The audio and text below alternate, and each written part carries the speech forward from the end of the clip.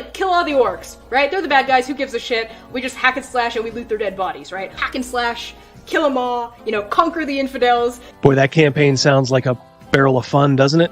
Somebody who's opening a refrigerator and leaning in, right, is the language of a woman. Somebody who's opening the refrigerator and being cut off halfway through that lean is the voice of like a mermaid or a siren. Right? Zardoz speaks to you. This is not the face of the hobby anymore. And I think there's been mistakes made in years past where people assumed that D&D players were all, white dudes in a basement. Which has been a faulty assumption for a lot of years and gets more and more false every day. And so it's, in my viewpoint, honestly, guys like me can't leave soon enough. We got to put a little hot sauce on the taco. You know what I mean? We want this dwarf to be the dwarfiest dwarf. Right. We want the elf to be the elfiest elf. And just the dashiest dash of Tabasco. Their voices need to carry across water. I'm a creative. It's a huge drain, right? Because fans can be awful. I'll put the seed in your head when you listen to my videos, and no matter how much you want to disagree with me, when you leave my video, you will encounter what I'm saying. The seed will affect your mind. See, that's the problem with the seed when I'm putting it in your mind. You say white lives matter, they don't. White lives don't matter because white lives aren't a thing. I disagree. I disagree, Gary. Lutherville. Marina Del X, Otisburg. Where's this monster? She's got her own place, man. Otisburg? It's a little bitty place. Otisburg? Okay, I just wipe it off. That's all. It's a little town. Okay. We'll do it live. Okay. We'll do it live. Fuck it. Do it live. I'll write it and we'll do it live. Fucking thing sucks. In 5, 4, 3.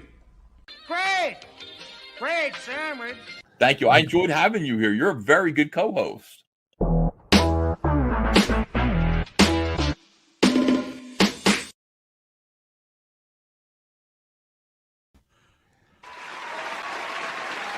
Hello. How is everybody doing? Move over a little. Well, we have a very, very good show.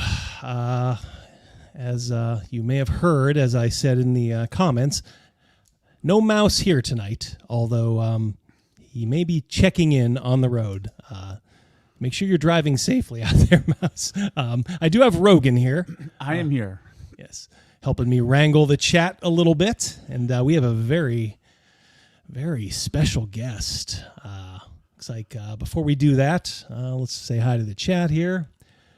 Got Jeff Hatch. How you doing, Jeff? Good to see you again, buddy. Meat is here. Cal, our fearless moderator. Condor's missing, Cal. I saw Greg is here, Greg Gillespie, who had the very successful Dragon Slayer RPG. Good to see Greg, as always. Friend of the show. Laren, Jaco, Eric, Tora. All these guys. So, something's been happening, Rogan, in the world of crowdfunding. I'm curious about this. Yeah. Somebody has been kicking a little ass lately. Tora 58. Put a little hot sauce on the taco. You got it, my friend. Bring in the sauce. Yeah. Do you want to meet the man who's been chewing bubble gum, kicking ass, taking names? Why don't we?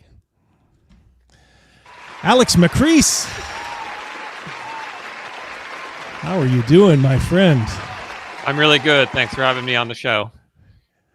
Well, it is an honor. So for those of you that don't know, we're just tuning in or kind of stumbled onto this. Alex is the creator of Adventurer, Conqueror, King System RPG. This is actually the second version of it. How long has your system been around, Alex? So it grew out of a tabletop campaign I started in 2008. And so it was first published in 2012. So it has been around, I suppose you would say, in a published form for 11 years.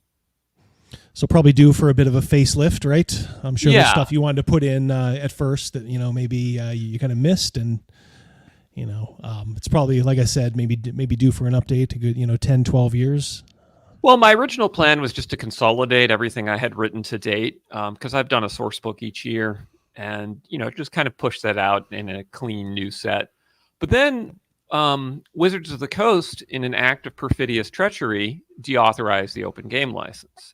And since my game was based on the open game license, I was staring down the barrel of losing everything I had worked for a decade. So I decided I would just have to get off the open game license, and that turned out to be a relatively Herculean project.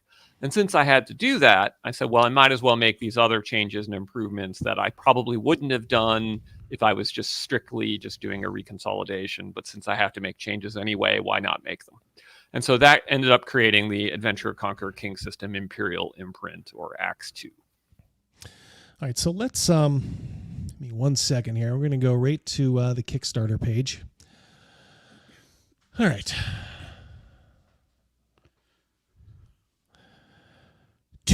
This just launched yesterday at noon, right? Yeah, yesterday at noon. That's right. Look at that. $230,000. Holy crap. That is worthy of applause. Now I know everybody has, their crowdfunding goal. And that's usually not what the expectation is. That's usually enough to get it printed, so you don't take a loss on it. What was your reasonable expectation for ACKS 2, as we'll call it? Yeah. So the night before the Kickstarter, I prayed, literally, that we would hit 50,000 on day one, and we'd be over 100,000 by the end of the campaign, because $100,000 was my actual break-even point for the project. Since it's 3-volume set, it's very expensive to produce, and I was just absolutely blown away because we hit $50,000 in the first 15 minutes, and we ended the first day at over 200,000. So, first 24 hours, I more than doubled my expectation for the month. I mean, I don't even have any words to describe what that felt like. It was spectacular. Amazing. Already a super chat from our friend Crafty Matt. What's up, Alex? Good to see you. Catch who was first. All right. Thank you so much. Crafty Matt was literally the first person to back the game. I don't know how he did it. He must have been sitting there hitting F5. Fantastic. That is amazing. Yeah, and full disclosure, I am a proud backer of Adventure Conqueror King System, the Imperial Imprint, ACKS 2, as we will refer to it. This, like I said, this really, I think, caught not just you, but a lot of people unawares to be this successful. We're really just a little over, the first day. So as we all know, the first 48 hours are pretty key in any Kickstarter. Yeah. So, we may be scraping near, 300 in a couple of days here. Yeah, we very well could be. We'll see. This one is definitely front loaded because I did that big promotional tour before the campaign, and I've set up a YouTube channel and a newsletter. And so I've been really trying to get the word out beforehand. And so this time more than any other, I had managed to build some pre-launch buzz in a way my prior games hadn't.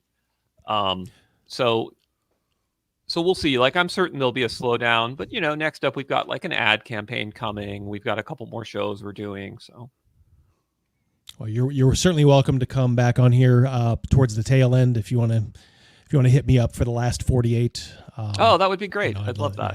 I love that. I love helping out smart guys, like you, like Greg Gillespie, guys that are just kind of on our side, on the right side, who should, by all rights, be. I mean, you guys should be, folks like you should be running the creative of Wizards of the Coast. Instead, we have people who are not even can't even hold a candle to you guys intellectually. Folks like you and Greg and some other folks. But I'm so happy you're kind of free from from all of that stuff, and you're like I said, free to create what you want. It's got to be kind of liberating in a way, doesn't it? Well, I mean, I got pretty brutally canceled a few years back, so I lost about 97% of my income in 1 year. So, there's not too much more that someone can do to me at that point. You take your lumps, you move on, and you rebuild. And I'm just so grateful that sort of this crunchy simulationist focus of my work has found an audience. Yep. Victor Gorchev, €2. Our friend Victor. How you doing, Victor? Congrats. Mr. Macris. Also, hi, Ethan Van Sciver. Well, I don't know if that means Ethan's in the chat. I would be highly surprised if he was, but if he is, hello, EVS. Well, I'll tell you what, Alex, you kind of mentioned it. Let's take a step back. Can you give us a little bit of your background? Oh, sure. So I, lifelong tabletop gamer. I was started playing when I was 5 years old. My older brother taught me. I was game mastering by 7, so I guess I was kind of like a child prodigy of tabletop gaming, which is kind of a waste of a child prodigy. I could have been a concert pianist or something, but I went to West Point for undergrad, and I was part of the West Point War Games Committee there, and ran a lot of war games and tabletop games there. And then after that, I went to Binghamton University, and then from there, Harvard Law. And in the course of that, I ended up publishing a game called Modern Spearhead, which was about Cold War, 1980s to 2000s combat. And that grew out of a project. Tactical or strategic combat? Division level. So each player commanded anywhere from a division to a brigade. Yeah, so 6mm micro armor. And then after that, rather than accept the job offer I had with the highest paying law firm in the world, I decided I would start a video game company instead, and raise some money from my, I guess it was my ex-girlfriend's best friend's ex-boyfriend's boss's frat brother, who happened to have money from Greeks who thought I was a nice Greek boy. And so on the basis of that fundraise, I started my video game company, Warcry. And then we had the dot-com crash. And so after the insolvency, I went back to the drawing board and launched a new company.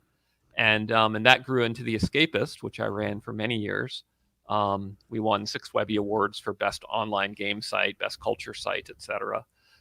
Sold The Escapist in 2012, worked for Defy Media in Los Angeles for several years. Took a misguided stint doing political media for about a year, got canceled, and then after that, just worked from home on Autark ever since. Now, that's what got you canceled, was being a political kind of pundit or commentator? Oh, I mean, among other things. I guess it started because when Gamergate happened, that became very controversial, and I was privy to actual corruption in the game industry. Like, I knew it occurred because I had been part of the corruption. I had literally had clients for which I had bought, front page stories on IGN. Just literally like, here's your check and you'll give me a front page review. Like, so I knew that it was corrupt because I had been one of the guys who was corrupt. And it had never really sat well with me. And so when it became a big thing, I went to my bosses at Defy Media and the general counsel at Defy Media, and I said, look, this is our moment. We should really put in place, we could, get ahead of this and do an ethics policy and, really position ourselves for this, this new direction.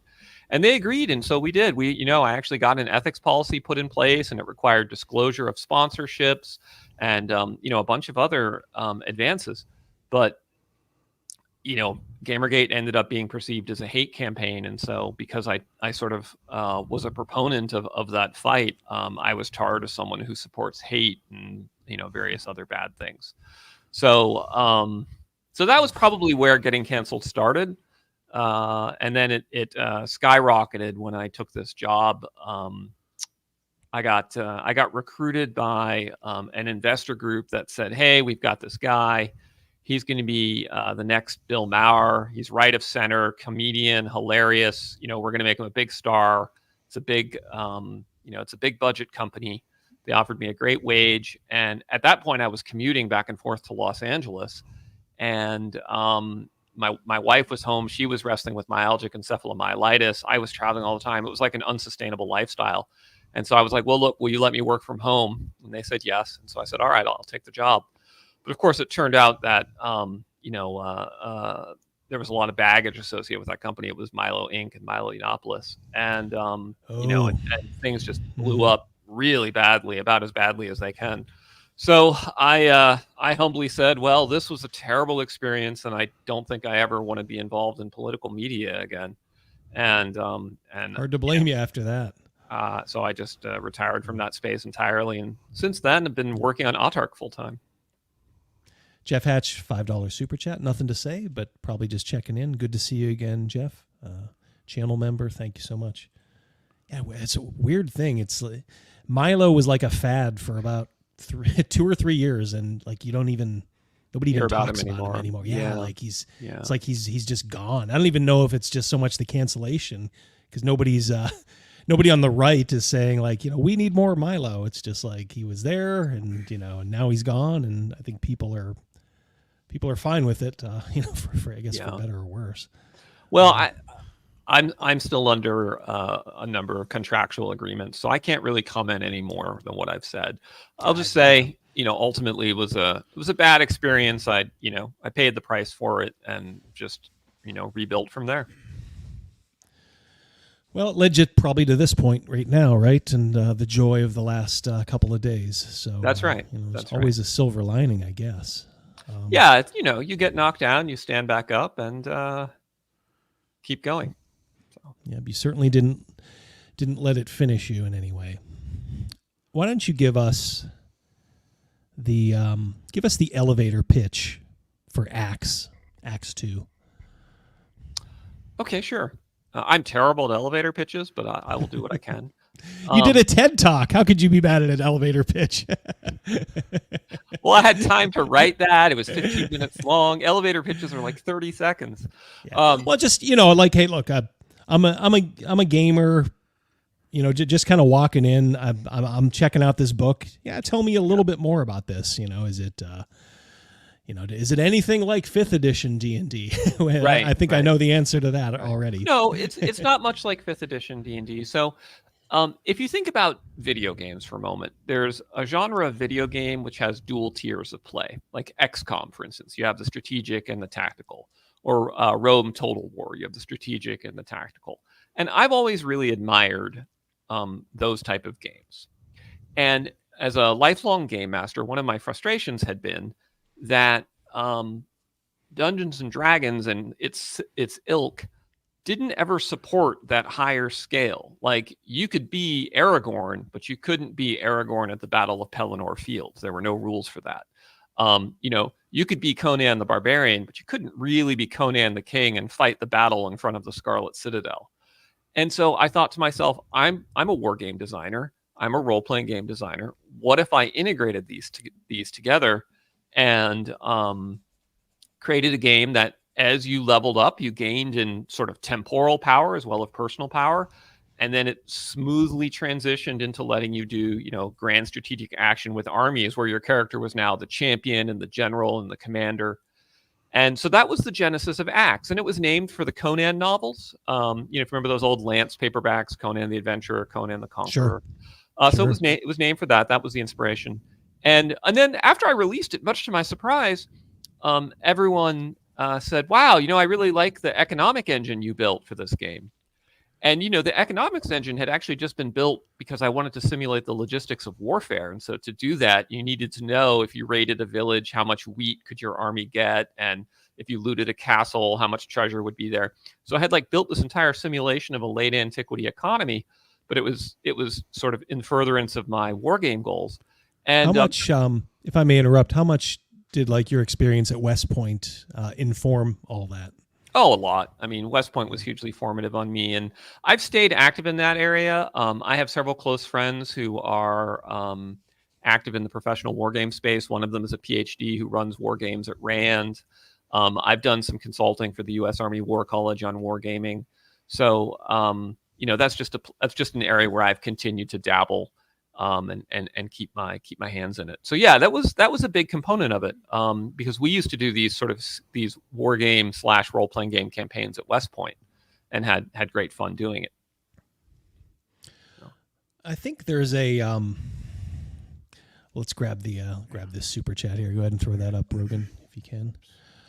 Super chat, $5 from Raven. I've always considered ACKS the spiritual successor to the BECMI rules. That's high praise indeed. Especially the War Machine and Domain rules. Thank you so much, Raven. $5. I mean, that's very kind. BECMI was a huge inspiration. I think Frank Mentzer really put together a masterful product line. So for sure. And let me just ask you out of hand, because I'm sort of, I guess I'm sort of known as kind of like the Birthright guy, because that was just our campaign. I bought the setting and I'm like, this looks cool, but fantastic game. It was sort of what we made of it, and now we're still going, from 1995, I think it was, all the way through now. So that's I have fantastic. Almost a 30-year campaign. Now, the world's changed a lot, and to tell you the truth, I don't really use the domain rules because, I have a unified empire now, so there's not, one king versus another. Right. But, it just by how that sort of grabbed me, the kind of Western European high fantasy, influence, but also with that coding of, being able to run a kingdom. It was so, it was such a good hook. Even if we never really used the hook that much, we did a little bit at first. So I can kind of see where this grabbed people. Yeah, Birthright was another product that was really inspirational to me. In particular, the mass combat system, which had the cards on the battle map, as well as the way that for each character class, they had a type of regency that you progressed into. I thought that was really excellent. I would say the difference between my approach and Birthright's approach is that Birthright was somewhat more abstract in how it represented things, and ACKS takes a more concrete approach where it's kind of built on microeconomic foundations. But I have huge admiration for the Birthright setting and design as another just great product from its era. Yeah, you were kind enough to kind of give me a kind of a working copy of ACKS 2. I was kind of flipping through it, and I'm like, man, it's like Birthright is kind of like, the pitch, and then it's almost like ACKS was like, okay, now this is the nuts and bolts of it. This is actually how this is how you would implement this if you want this, this incredible level of detail. Just fantastic. The war rules, I can't wait to see them in final format. The mass combat and all that. I mean, it's been a labor. So, the book ended up, the 3 books have ended up to be quite large, but it's interesting because the complexity of the game is actually not that high, right? Like, I don't know if anyone's watched my actual plays, but the fights are fast, the action is fast. It's not a highly complex system. Like, you look at something like Cyberpunk 2020, right? Where in order to make an attack, first you have to find the range, then you have to apply all the modifiers to the difficulty class from the range. Then you roll to hit. Then if you hit, you roll for hit location. Then you calculate damage. Then you do armor penetration. Oh, but if you're using armor piercing bullets, then you have the armor, but then you have the damage that gets through. Then you check for a shock save. Then you check for a death save. Then you check to see if a limb has been, that's a complex game. ACKS is not a complex game. What ACKS is a broad and deep game.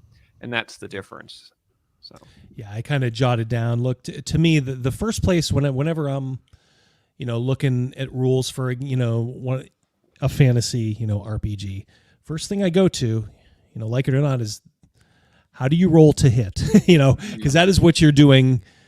That's where the money shot is. And it did look pretty easy as I understand it. Based on what you gave me, it's like you have an attack bonus of 4.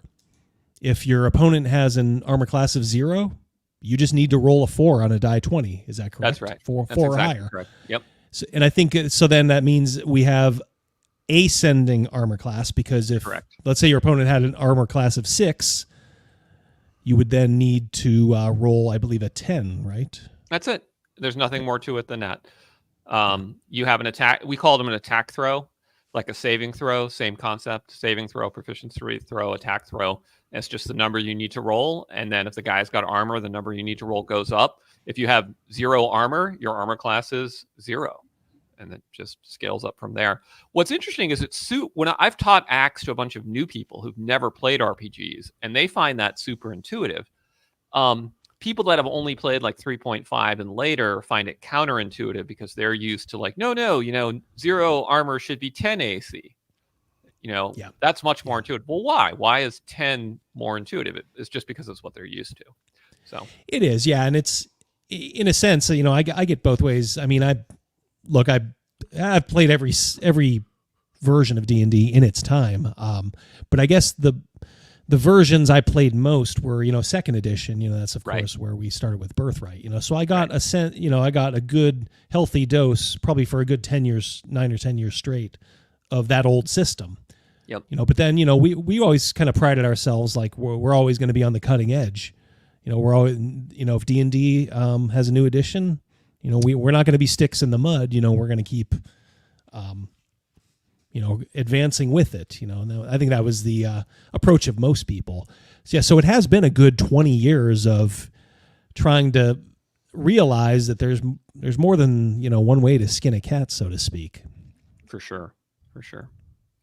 Yep. Yeah, I mean, I guess we're probably around the same age, because I was also, most of my early Dungeons and Dragons was the second edition time period. Like, sort of like, I guess I would date it to Oriental Adventures, Wilderness Survivor's Guide, Dungeoneer Survival Guide, moving into Greyhawk Adventures, and then second edition. Like, that was my time frame. So, yeah, we started out. We played a lot in the. Not a ton, but like any kid back then in the early 80s, and then I kind of went to high school in the mid to late 80s. We're talking like 85 to 88. So I try to explain to people if you wanted to get a girl, you did not put D&D player on your resume. So I was probably a healthy period of probably about 5 or 6 years where D&D was on the very back burner. And then once I got out of, I think I was actually still in college. My wife knew a group of people who wanted to play, and I'm like, yeah, I'm ready to pick it back up again. And it was, almost like I had never left it. Wait a minute. So you're saying if you wanted a girlfriend, you shouldn't play Dungeons and Dragons? That explains so much about my high school. Now, I mean, where were you in 1989? Yeah. See, I probably get. I probably get accusations of not being a complete and total, 100%, hardcore nerd. And to that I say guilty as charged.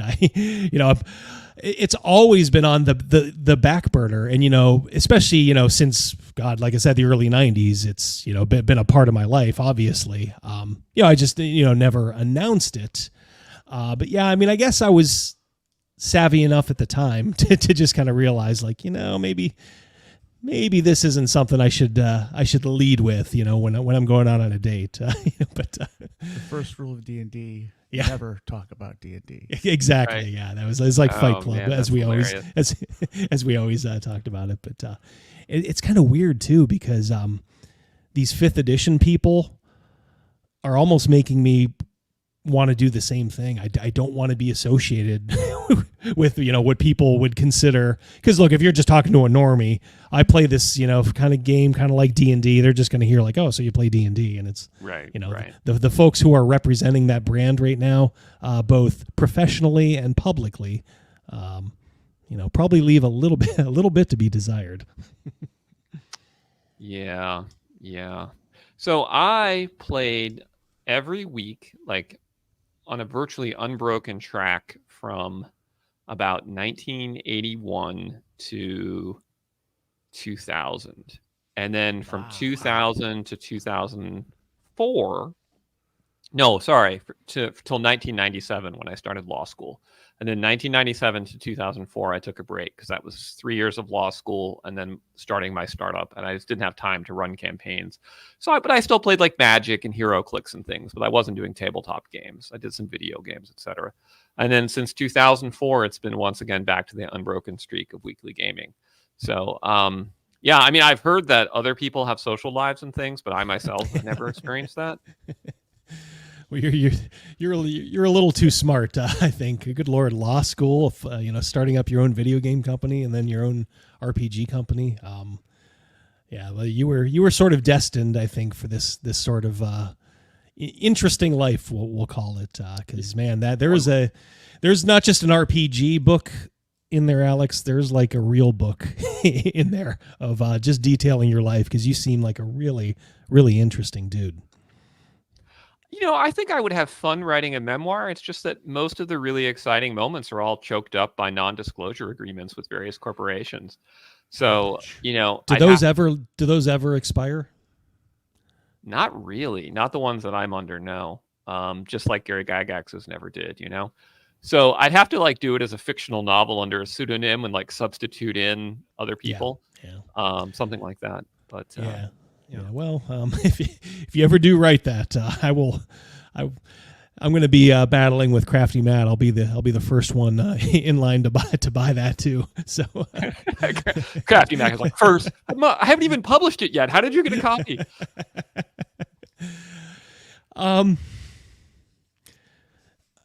Tell me who you think your target market is for ACKS 2. Oh, that's such a great question. That question provoked a veritable world war on my Discord server of people disagreeing about who I should target ACKS towards. So what I broke it down was there were a number of groups. So one was hybrid wargamer role players. One. Two is people that enjoyed 1980s style simulations, so more crunch than the current generation of games are giving. And then three, people who really enjoy the mechanics and flavor of old school D&D and wanted something updated that was broader and more complete. And so that's been my target audience. Who's actually played it? Yeah, I mean, we get all sorts of really funny jokes in our community about, kind of self-deprecating humor about who actually plays ACKS. One guy said that, D&D taught him to write, but ACKS taught him to excel. Wow, interesting. Well, no, he meant the spreadsheet. Oh.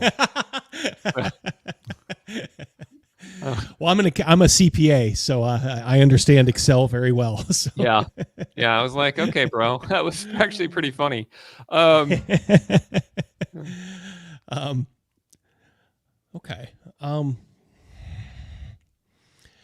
Do you hit me? I was gonna say, do you think anybody coming straight from 5e? I mean, it's almost like they need like a decontamination to venture into something like ACKS 2. Deprogramming, yeah. What I tell them is that Dungeons and Dragons is a contemporary fantasy comic book, and ACKS is playing something like Beowulf or the Iliad or Lord of the Rings or Game of Thrones, where it's a lot more brutal, it's a lot more bloody. People get massacred, armies of vast scope get involved, and your characters are not comic book level heroes. They're heroes, but they're not of that level. And most people grok it at that point. And once they get into it, they really enjoy it. I did have one really funny thing where I was running, I ran a game and, I had two girls, signed up to be part of the campaign, and they decided their characters were twin sisters, and they drew really cute pictures of them and wrote up little backstories. And in the very first battle, one of them got one-shotted. Her friend was like, "What?" And it became like this hugely traumatic thing. But you know what? They both ran with it. The other girl rolled up a new character, and the first one became like this whole "I will revenge my twin." But yeah, we had a similar insight. Before I do that, just quick super chat from Hungar, $2 channel member. Thank you so much, Hungar. Hope you're doing well, my friend. ACKS kicks ass. Hungar, the star variant. Yep, succinct to the point. Yeah, his brother DM James named his Discord server after your game, so he must be a fan too. Oh, DM James is his brother. Oh, cool. Yeah, love DM James. Yep, cool dude. Yeah, very cool guy. dude. Yeah, we had that happened in it was probably back in like the 3rd edition days, but our buddy Stern, he's had this monk, brought him in, pretty much got one-shotted, and you know, what do I do? We're like, just go change his name. It's his twin brother. It's his twin brother. I love stories like that because if you've been playing long enough, stuff like that will happen. It's almost like the shared experience, you know. No, totally, the right? zeitgeist, Totally. Yeah, Exactly. It's something that. Go ahead, throw that up there if you can, Rogan. Another super chat. Ooh, I got to get close to read this one. Blahike blah. Hope I did that name justice. Those add-ons to the book look amazing. Yeah, we'll get into those a little bit. We're going to go down through the campaign in just a little bit. But I was just saying, like, I don't know if you have a strong opinion on this, but you know, it was kind of an interesting time back in the early 80s, you know, because, you know, well, I'm sure people, you know, of course, made their own, you know, worlds and campaigns. You know, usually you threw those adventures, you know, that were pre-made into them, you know, like the Giant series and all that. And it was just always remember there being kind of a shared experience, you know, kind of like the last episode of MASH, you know, like everybody saw the last episode of MASH. Well, you know, if you're a D&D player, did you guys do the Queen of the Demon Web Pits yet? Oh yeah, you wait till you see that. You know, it's something that you don't see anymore, and you know, obviously, you know, it just can't because there's just so much stuff out there. But it was an interesting time. It was. I remember the Satanic Panic really vividly because we had one of our friends was not allowed to play Dungeons and Dragons because of it, and so one day his parents invited me over to their house to run a game to see what it was all about, you know, and me being just a arrogant little 15-year-old shit, I couldn't restrain myself, and I was like, you know, hi Mrs. Frost, where should we set up the pentagram? It's just like, oh no. Probably didn't go over real well, huh? Didn't go over well. So the hilariousness is we ended up switching to Cyberpunk 2020, which was far more murderous and horrific than anything that had been happening in our Dungeons and Dragons campaigns, you know. And I remember one day, you know, this is back yet, like, you know, my house had one phone and it was on the wall, and you had to like go walk over to it and pick it up and talk on it. So like I get a call one day from one of my friends, and it was about the Cyberpunk campaign, the session we were going to run the next night. And so my parents are at the dinner table, and I'm like 16 years old, and I'm like, yeah, so you can just hire mercenaries. They'll come equipped with the AK-47s and the body armor. I think you shouldn't have any problem eliminating the target, and you know, the deal will be worth a lot of cash. Okay, cool. See you tomorrow night. I hang up and I sit back down, and my father looks at me and he's like, Alex, I am very concerned about your hobbies. Hilariously, after my father passed, it turned out he had been, no shit, a CIA agent, and we didn't know it when he was alive. Whoa, really? Yeah, that was how I ended up at West Point. He encouraged me to go to West Point to do military intelligence. Yeah, and after he passed, we found out his sister told us, and we did all this digging, and we found like his passports that we didn't know about it, with trips we hadn't known he took, and like his Swiss bank account. I mean, just crazy stuff. Wow. And he was able to keep it from you the whole time. Holy I mean, my mom had a nervous breakdown over it. Like, to this day, she is a huge conspiracy theorist, and she never was before then. I mean, do you think he told her stuff? No, she didn't know. I mean, she was blown away. Even your own mother, his own wife, did not know. Did not know. No. So, like, for instance, he had all these trips on his passport, and when we discovered them, I was like, "Well, where did you think he was going, Mom?" And she's like, well, your father, because we were living in Athens at the time when I was young. And she was like, well, your father always suffered from really bad hemorrhoids. So he had to go to Switzerland a lot for hemorrhoids treatments. And I was like, really, Mom? And she's like, well, I didn't investigate to whether he actually had hemorrhoids. And they have real good sitz baths in Bern. I'm like, okay, this is crazy. So yeah. Holy smokes. Yeah. So we found out because there had been like this whole running joke that my father must have been like a secret agent in a past life because he spoke 7 languages and he was like a crack shot with a gun and he knew martial arts. And so it was like this joke we all had like, oh yeah, I bet Dad was CIA. Ha ha ha. And so at his funeral, he died when I was pretty young. I was only 20. At his funeral, we had these people just show up, men in dark suits, and they came and they paid their respects and they left. And so one of my gamer buddies is like, oh, the CIA sent in people to pay their respects to Nick. And my aunt says, oh, yeah, that makes sense. And all our jaws just drop and we're like, what? And she's like, did Nicholas never tell you he was recruited when he was in college? And we're like, no. And so that led to this entire investigation. It just it's almost a shame because, well, I mean, he probably, there's the secrecy, that he would have to keep. Although I'm sure after a while he would have been able to talk about certain things that got declassified. But holy smokes. Yeah, I'll end the story with this one. So going through his phone book, we find an entry for, quote, Bureau of Foreign Research, because he has like a written phone book with all his phone number. And the guy's name is Lenz Lingler. I'm like, okay, this sounds interesting, right? So I call him up and I dial the number and it says, Langley, CIA. And I'm like, can I speak to Mr. Lenz Lingler, please? And they connect me to Lenz. And I'm like, hi, Mr. Lingler. This is Alex Macris. You knew my father, Nick Macris. He recently passed, and we're just calling all his old friends to let him know about his passing. There's like this really long pause, and then Mr. Lingler says, I didn't know anyone by that name, but tell Carol I'm sorry for her loss. And he hung up. Oh, my Lord. And I'm like, that's cool. So. Oh my God! Wow. Yeah. You got to write that book now. I don't care how you do it. It's a quote unquote fictional biography or.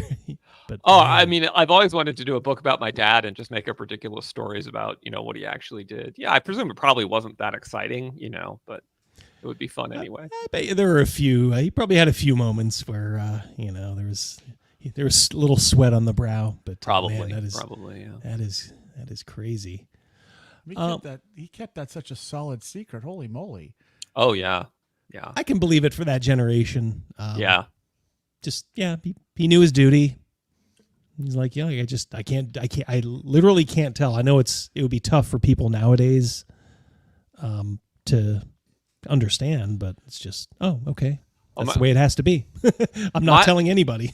My father was like old school Greek. Like it was like being raised by Leonidas of Sparta. I remember one time I came home, I had been beat up by a gang of kids and my father sits me down and, to talk to me about bullying. And he says, Alex, the next time this happens, here is what you need to do. Pick one of the bullies and hurt him as much as you can. Don't worry about the others. Just pick one and hurt him as much as you can. Next time, there will be one fewer bully. Great advice. Great advice, actually. Like, okay, Dad. Super chat from the Guardian of the Rune, NJP. I'm not sure if I've seen Guardian in my chat. Welcome and thank you so much for the super chat. $2. Alex, here's my bribe for a Jotun Viking race. Awesome. There you go. You've been bribed through me. Thank you so much again, Guardian of the Rune. Talk a little bit, because I think I only did one little bit of prep. I didn't want to see any of the recent shows you were on just because I didn't want to be informed by them. But I figured I'd go back. And I think I just looked at your interview with Ryan Howard on Rolling Bones half a year ago, which is a very fascinating, good interview. And I think you mentioned this there. It's probably worth going into now. Just the verisimilitude of your game, versus, what's kind of perceived right now as, simpler is better. Can you just talk kind of in philosophical terms why you kind of fall on the verisimilitude side of the fence? Yeah, absolutely. So there's two basic reasons why I think verisimilitude is important. So the first is a phrase I coined called noetic appreciation. So nous, or the noetic, is the human faculty of perceiving things to be true. It was an ancient Greek philosophical concept. And so noetic appreciation is the enjoyment you get of perceiving the verisimilitude of something. It's the opposite of suspension of disbelief. So with suspension of disbelief, I have to pretend not to know things in order to enjoy what I'm doing. With noetic appreciation, I get to enjoy them more because I know how real they are. A great example of this, there's this video on YouTube of this military history professor from Oxford watching Oliver Stone's Alexander, and his face just lights up with joy when he sees all the detailed costumes and the formations and the weapons and the maneuvers, and he's identifying the units. And you see it's pure joy for this man because he knows it's all real. So that's noetic appreciation. So the second element is, I think that agency is central to what makes the tabletop role-playing game experience fun. And to have agency, the player needs to be able to make choices, and those choices have to have consequences. But the consequences can't be purely random nor purely deterministic, because if they're purely random, then the choices are irrelevant. And if they're purely deterministic, then the choices are predetermined. So there needs to be a mix of both. So in other words, there needs to be causality that includes a grounding of the natural law plus some variance for the vagaries of fortune. And in order to achieve that, you need to have verisimilitude to the game world. So I think when you combine those two, I think if you have a game that lacks those, then you're forced to constantly engage in suspension of disbelief, and you end up deprived of agency because you can't trust the world to make sense. And therefore, you can't trust your decisions to actually be rational in that world. So verisimilitude grounds the game. Yes. For everyone. It kind of grounds it in, I guess, what we would call a fake reality, but, we'll call it reality. Whereas if you're trying to do it the other way, I see exactly what you're saying. You're always suspending your disbelief just a little bit. Now, one thing I want to stress is verisimilitude, simulation. It doesn't necessarily mean that you have to be complex, right? Like a free Kriegspiel run by a brilliant Prussian officer can have amazing verisimilitude because he's bringing to bear all of his amazing knowledge of how Napoleonic War would actually be fought. And yet there's almost no rules, right? Like you can have verisimilitude without crunch. And you can have crunch without verisimilitude, right? Like massively multiplayer games have tons of crunch, but the lack of verisimilitude is so bad that people on YouTube are constantly making fun of how silly MMO mechanics are, right? The other thing is that the verisimilitude has to be towards the game world and not our world. So if you're playing Star Wars, then there needs to be verisimilitude to the world of Star Wars with the Force and things like that, not to our world. And I think a lot of people make that mistake when they're like, oh, that's not realistic. Well, we're not trying to be realistic to our world. We're trying to simulate this other game world. First off, let me just grab this super chat here. Chris Miller, $10. Thank you so much, Chris. Great stream so far. ACKS is amazing. Keep up the great work, Alex. Thank you. Thank you so much. Talk a little bit, I don't know if you have an opinion on this, but just, you mentioned Star Wars, and it's not just in Star Wars. It's kind of endemic, but just stuff that's just getting almost like self-referential. Mm-hmm. It's almost like there's no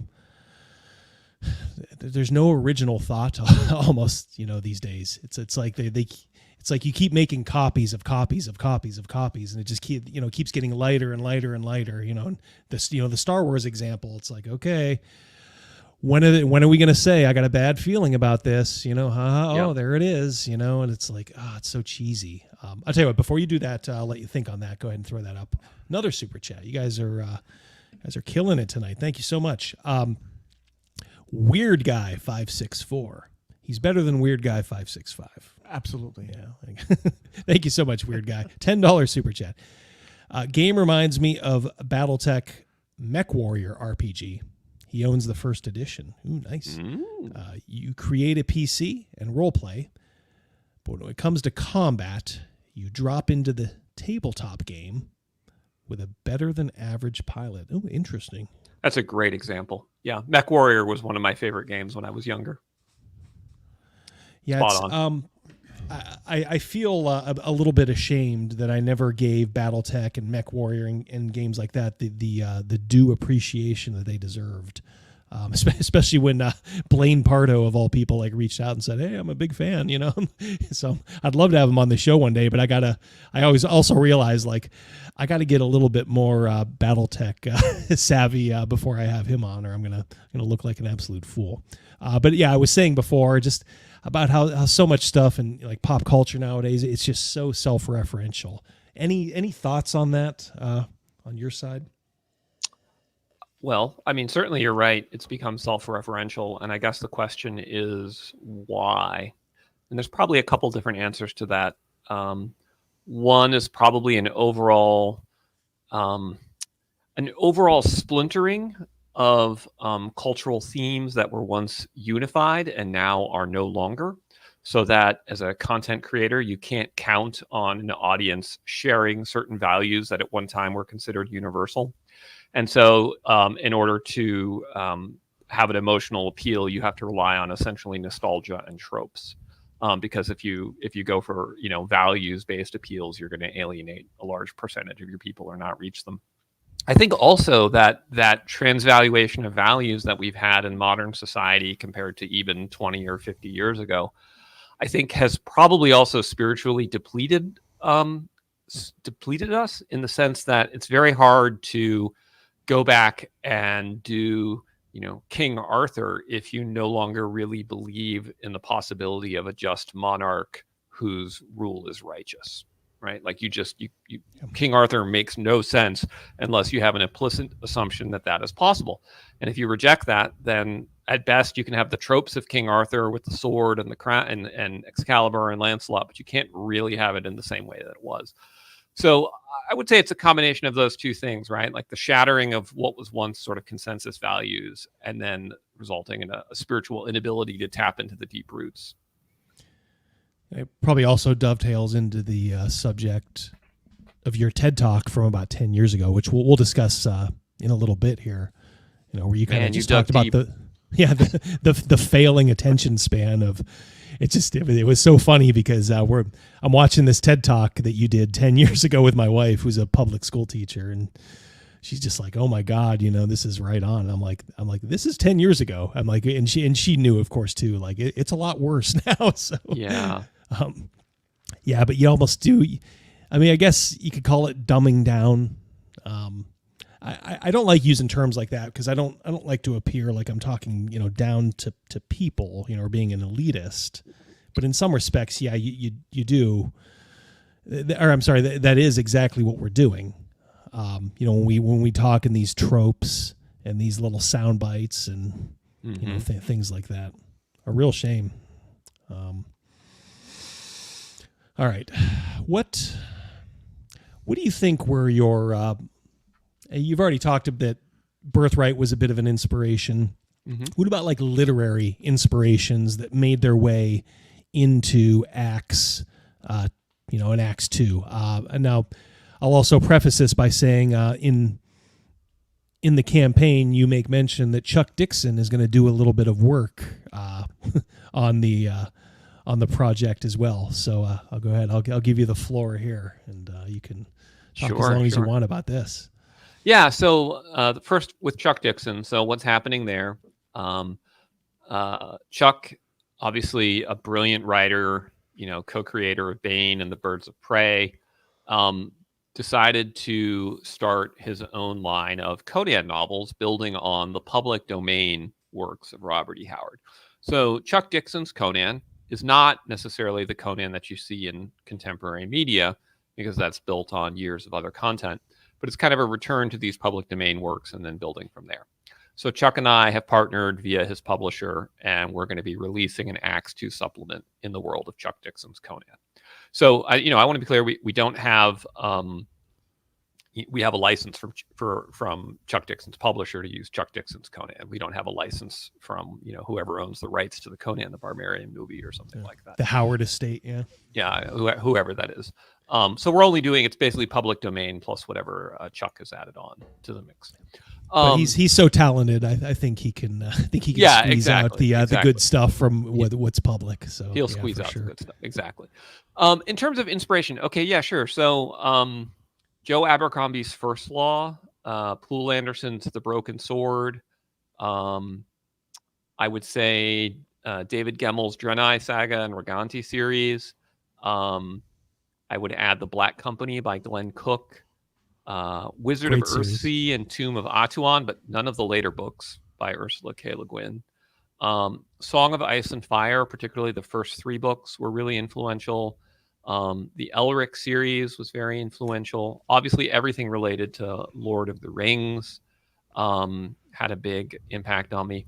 And then the last one I'll add is R. Scott Baker's Prince of Nothing series. And I add that last because up until the very last book of his series, Aspect Emperor, I consider that to be one of my all-time favorites. And then the last book pissed me off so much that it actually sent a tachyon backwards through time to ruin my enjoyment of all of the prior books. So I still include it. I still include it in my list of recommended readings, but I'm just like only the first 3 books. Kind of like what the last season and a half did for Game of Thrones. Yeah, exactly. Retroactively ruined all that good stuff they built.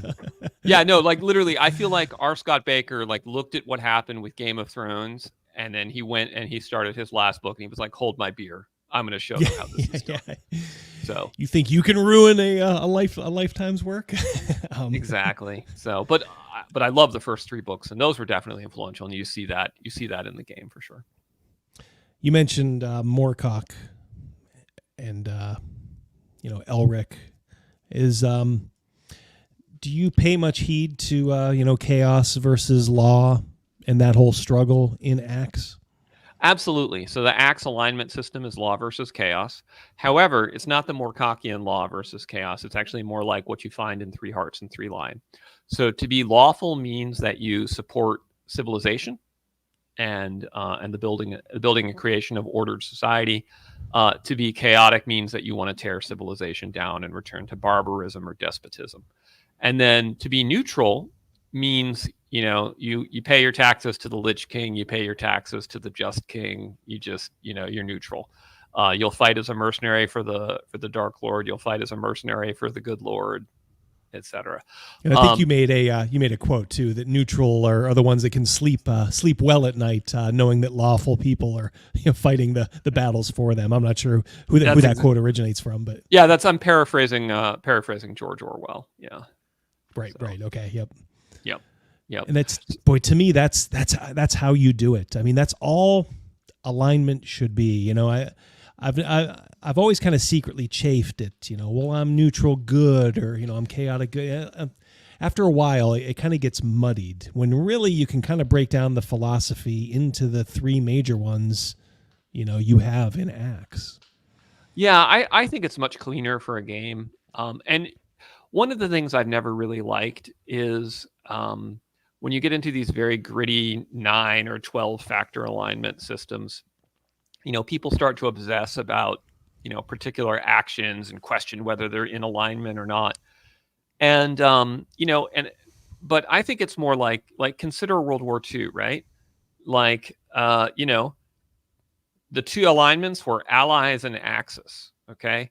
And you had Curtis bombs away LeMay, was dropping strategic bombing and blowing up civilians left, right, and center. But his alignment was still Allies. And you had Erwin Rommel was happy to sit down and have tea with captured prisoners and made sure to follow all the rules of law, rules of war, but his alignment is still ACKS. And I don't think you really want more than that, like in an RPG. It becomes unnecessary baggage that just kind of constricts you. It falls into some almost like navel gazing after a while. Yeah. We've never really kind of pushed it too hard. I can't even remember the last time I paid attention to the alignment as written. To me it's almost like, well, you're building your character based on what you do, how you interact with the world. That sort of is your alignment. And I think like the system in ACKS, you can easily say like, well, you are for the forces of chaos or law, or you just don't care. Yeah. And also ACKS has a default setting of late antiquity. So it's essentially pre-medieval, pre-Christian. And if you go back and you look at antiquity and the classical and ancient eras, they had this belief in the chaos Kampf, the struggle between cosmos and chaos. That was fundamental to their mythology, which is, it's essentially, our law versus chaos struggle. It's only with the rise of, more of like the Middle Ages romances that you get more of a good versus evil. So I thought it was a particularly good choice for my campaign setting too. Now, are you working? I know you have. I wrote his name down too. Michael Sirigos is, I guess, your main artist. Yes, that's right. Yep.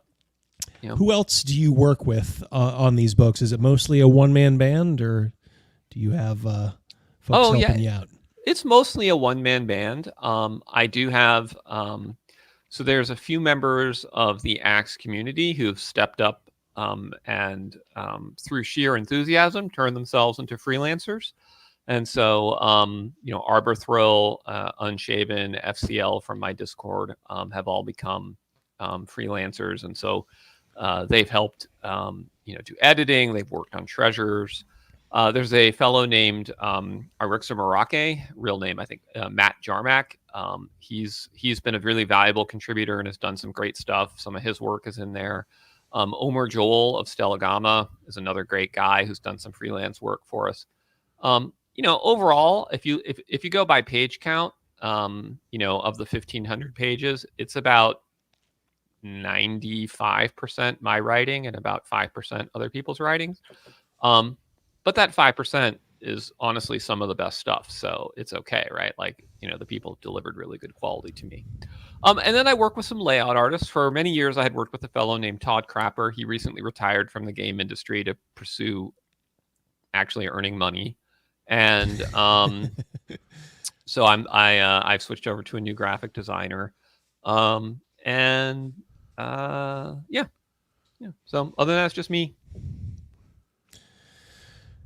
So talk about, if you could, because this is where another place, I was just kind of thinking, where you're kind of different than, my beloved Birthright, where you can sort of in Birthright be sort of like a regent right out of the gate. You can make your character, it can be a regent. And I suppose you could probably do that too in ACKS. But I think you're sort of meant to go on an arc in ACKS. Oh, we'll grab this super chat first from our old friend Mercurius, who's approaching the outer inner circle. Approaching the inner circle. Yes, that's right. You're the outer inner circle, Mercurius. Thank you so much. There's this sort of arc that I'm reading that you're kind of on in ACKS. Explain how you envision, what would be considered a successful adventurer in your system from cradle to grave. How do they live? Sure. So we can look at the original Iron Empire campaign, which began with the group. They called themselves the Bloody Band.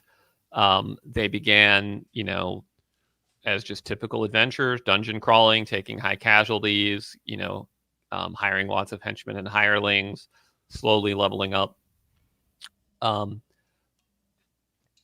What I explain in the ACKS Judge's Journal is how you have to structure a campaign setting to make Adventurer, Conqueror, King system work.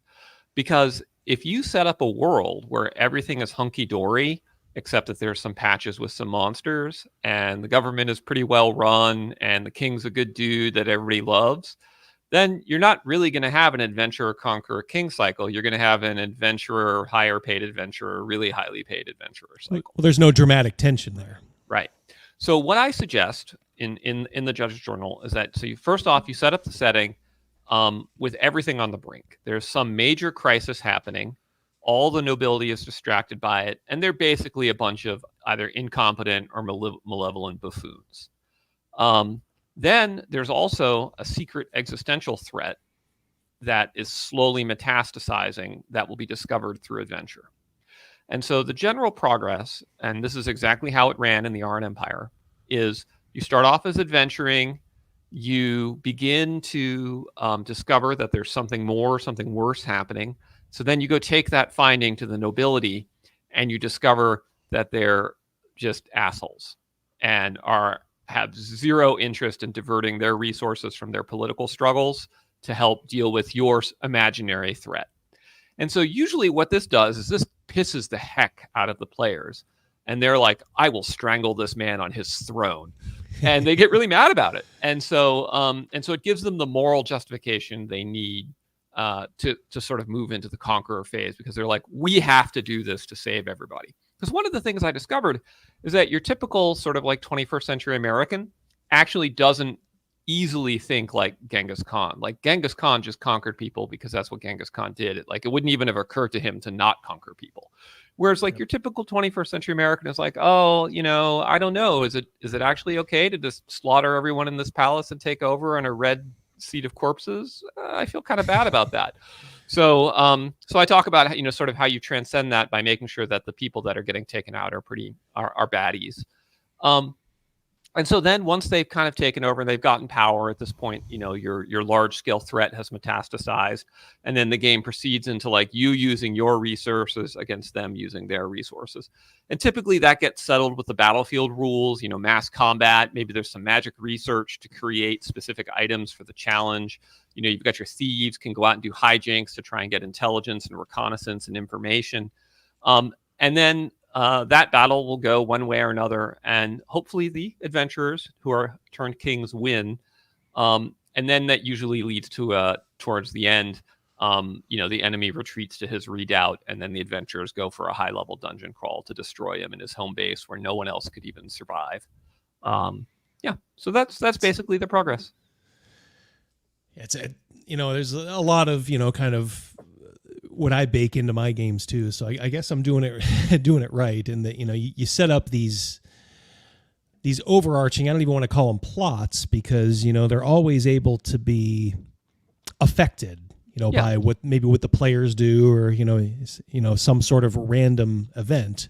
Absolutely. But, to make the world interesting, you do have to kind of start somewhere and be like, okay, well, if the players don't do anything, this is maybe how things are going to unfold, Exactly. And you just kind of have to judge, like, okay, well, they're going to interact with it here, or they're going to discover this here, and as you pointed out, there does have to be a sense of dramatic tension, kind of a way for them to care about the world, so to speak. Yeah. They have to care. A reason. Yeah. Yeah, exactly. There's got to be a reason for them, other than I'm all for, of course, going out, getting rich and all that, and some of the best adventures, while they're doing that, maybe other things are going on, and then they're all of a sudden like, oh, okay, I didn't realize that this had that significance. I just thought that was something that took place in the background, while we were, looting the Dungeon of Doom. Right. Exactly. Yeah. To be clear, you definitely don't want to. I don't in any way, and I strongly advise against railroading the players. But I think if you're running a sandbox world in motion, a simulation, then it's filled with NPC actors who have their own agendas that they will pursue. And so if you don't stop them, they will accomplish those agendas, or they might not, but they will at least attempt to advance them. And so that's really sort of how I focus on building it. Yeah. And I was inspired by, this is not sort of new to me, like Lord of the Rings uses this structure with, the actual the coming war at the same time is like the secret quest of the ring. Game of Thrones uses this structure with the Game of Thrones between the kings, but then there's the threat from north of the wall.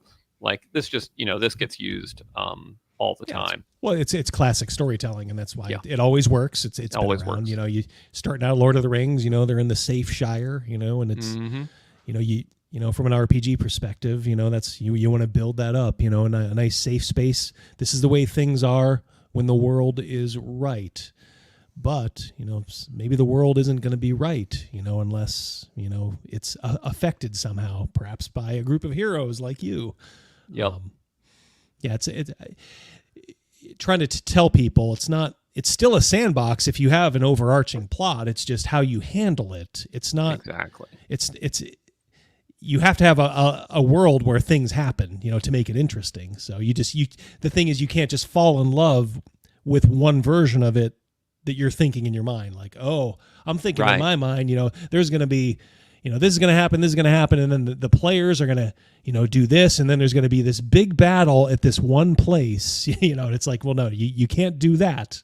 You're always got to be, you have to put yourself in the world. And it's harder to do, I think, than a lot of people think. But, when I'm doing the Birthright campaign, it does take me a little while to kind of get into it. But I really do have to start living in that world. Yes. I have to start going to bed and thinking like, okay, what are these people thinking? What is this person thinking? It takes a lot of like mental dedication to do something like that. It does. And you have to have a certain willingness to let the chips fall where they fall. When we were doing our Oplenian Knights campaign, which was the sequel to the Arran Empire campaign, it had a undead lizard man king had like resurrected and was building an army of lizard man zombies and whatnot. And so the group had actually found like this incredibly powerful talisman that, that would have given them great powers against fighting undead. But they were kind of impatient, and they decided, I don't want to stick around and do the downtime to research what this does. Let's just go fight this guy. I bet we can take him. Well, they couldn't, and they all party wiped, and Oplenia fell to the power of the undead king. And and you can't railroad. Like part of agency is having people fail, because it's when they fail they know it's real, which then makes the success meaningful. Well, being able to pivot too is kind of along those lines. Some time back, one of my old friends from my childhood came to play with us, Chris, and he was just kind of a guest player, but they were investigating this tomb, and I already had in the tomb, like, all right, there's going to be this kind of lich there, but he's not in working condition, let's say. So they actually had to let him out, and it was my friend Chris who's like, I'm going to let him out, and do this, and the lich did not kill him. He's like, he thanked them. Yeah. And then they're like, okay, and they left, and they're very unsettling. Like, man, that was, boy, we should be dead. Oh, man. Yeah. Flash forward, probably 4 years of real time, 3 or 4 years of real time.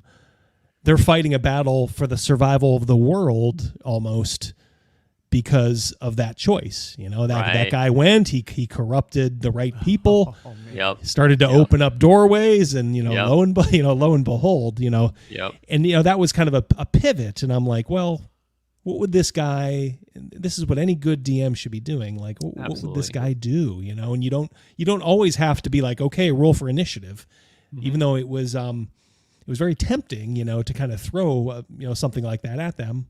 Like, this guy might be thankful. He might legitimately be thankful, for releasing him. But he's not going to be good in the long run. So yeah, that came back to bite us in the ass. Yeah, it did. Yeah, that's amazing.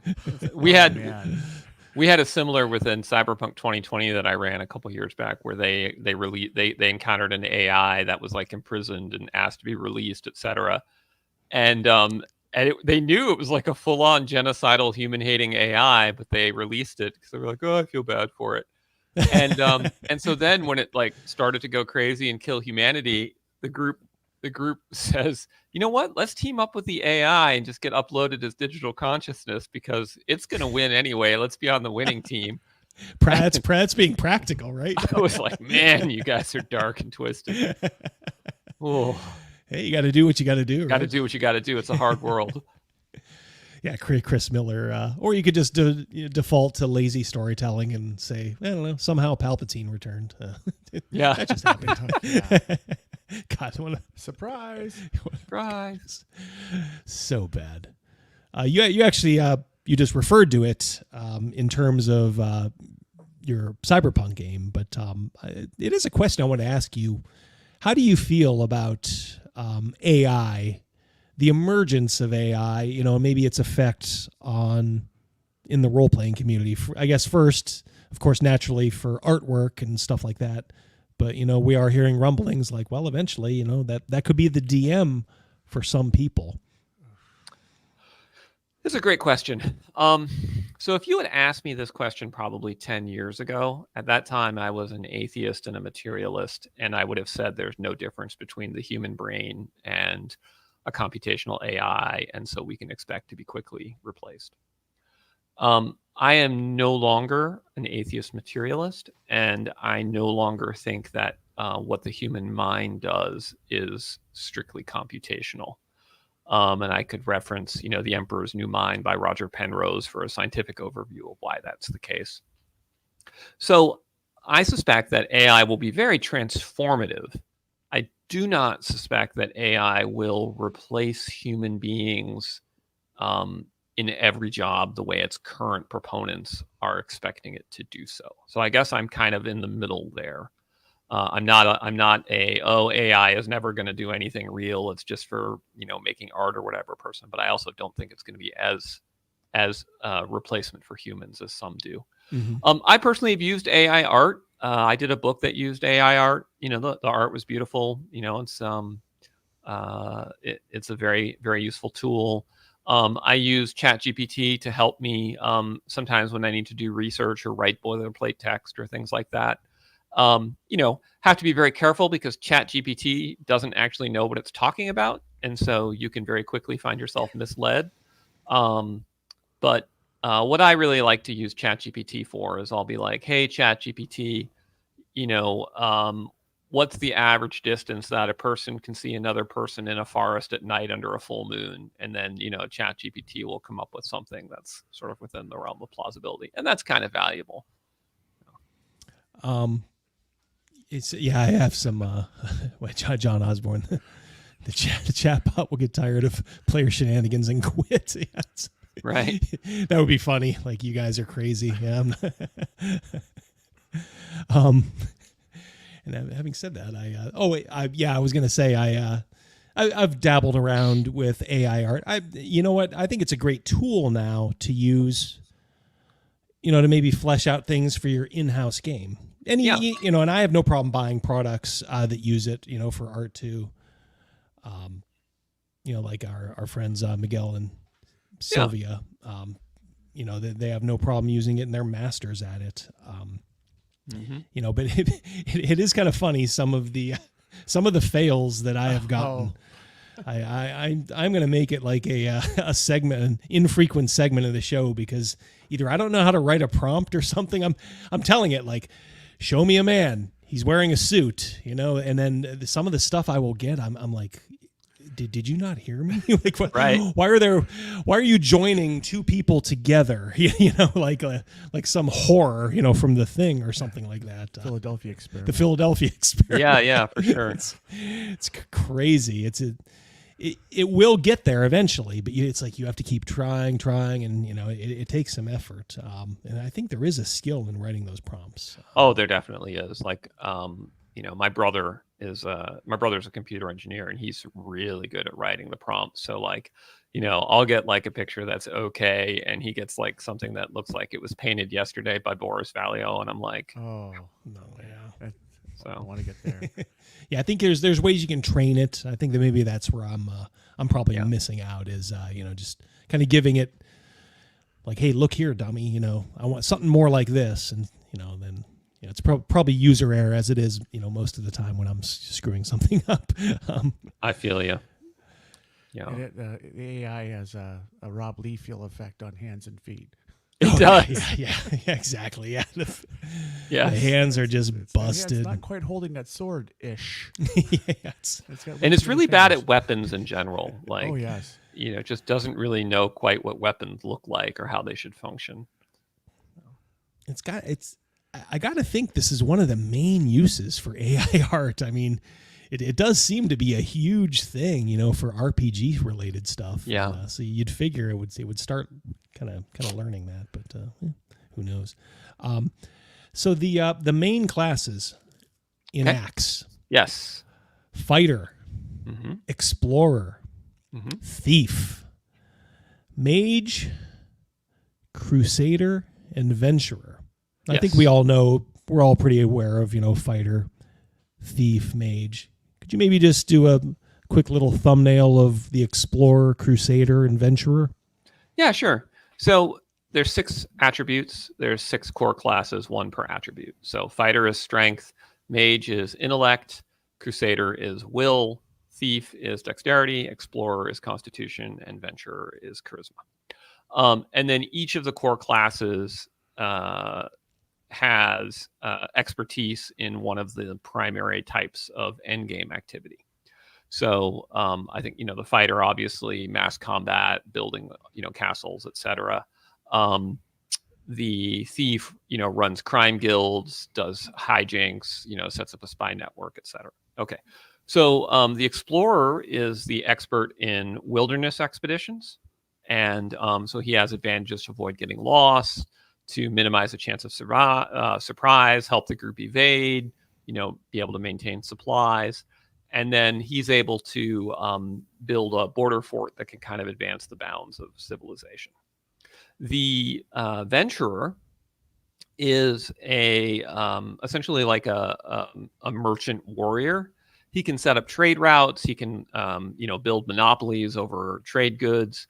And he has, some combat skill, his most notable combat power being treachery, which is that if he achieves friendly reaction rolls with a target when he's parlaying with them, he can immediately trigger a combat and get surprise.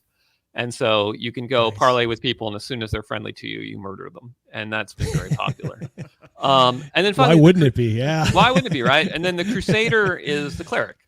I changed the name because I removed it from the open game license, and I did a ton of research into what terms predated Dungeons and Dragons and what terms didn't. So I found armor class, saving throw, hit points. Those all predated Dungeons and Dragons. So there was no need to say, oh, that's a D&D term. Those are all war game terms. But I couldn't find any reference to the word cleric being used to refer to, spellcasting fighting men prior to Dungeons and Dragons. And so I felt like, well, I'm really trying to get off this license. I don't want to be a plagiarist, so I've got to change that name. And I kind of thought Crusader is a cool word. It kind of emphasizes the holy warrior aspect of it. And so I went with that. And it's a C, so it keeps it easy for the saving throws. I don't have to update all the monsters, C. So. And of course, I understand why you did what you did, when they were threatening to pull the license. And of course, now they've thrown that in the Creative Commons, so I think you're pretty much good for anything that would happen. Is that correct? I mean, my philosophy is when a major corporation tells you that they plan to fuck you, and then they're later like, "Oh, we're so sorry, we didn't mean that at all." No, all that's happened is they've pushed back their plans to destroy you to a future date. Yeah, for sure. They can get away with it. So. Yeah, but that's all you heard Kyle Brink just talking nonstop for about a month. He was going on his apology tour. We can't do anything. Yeah. What a tool.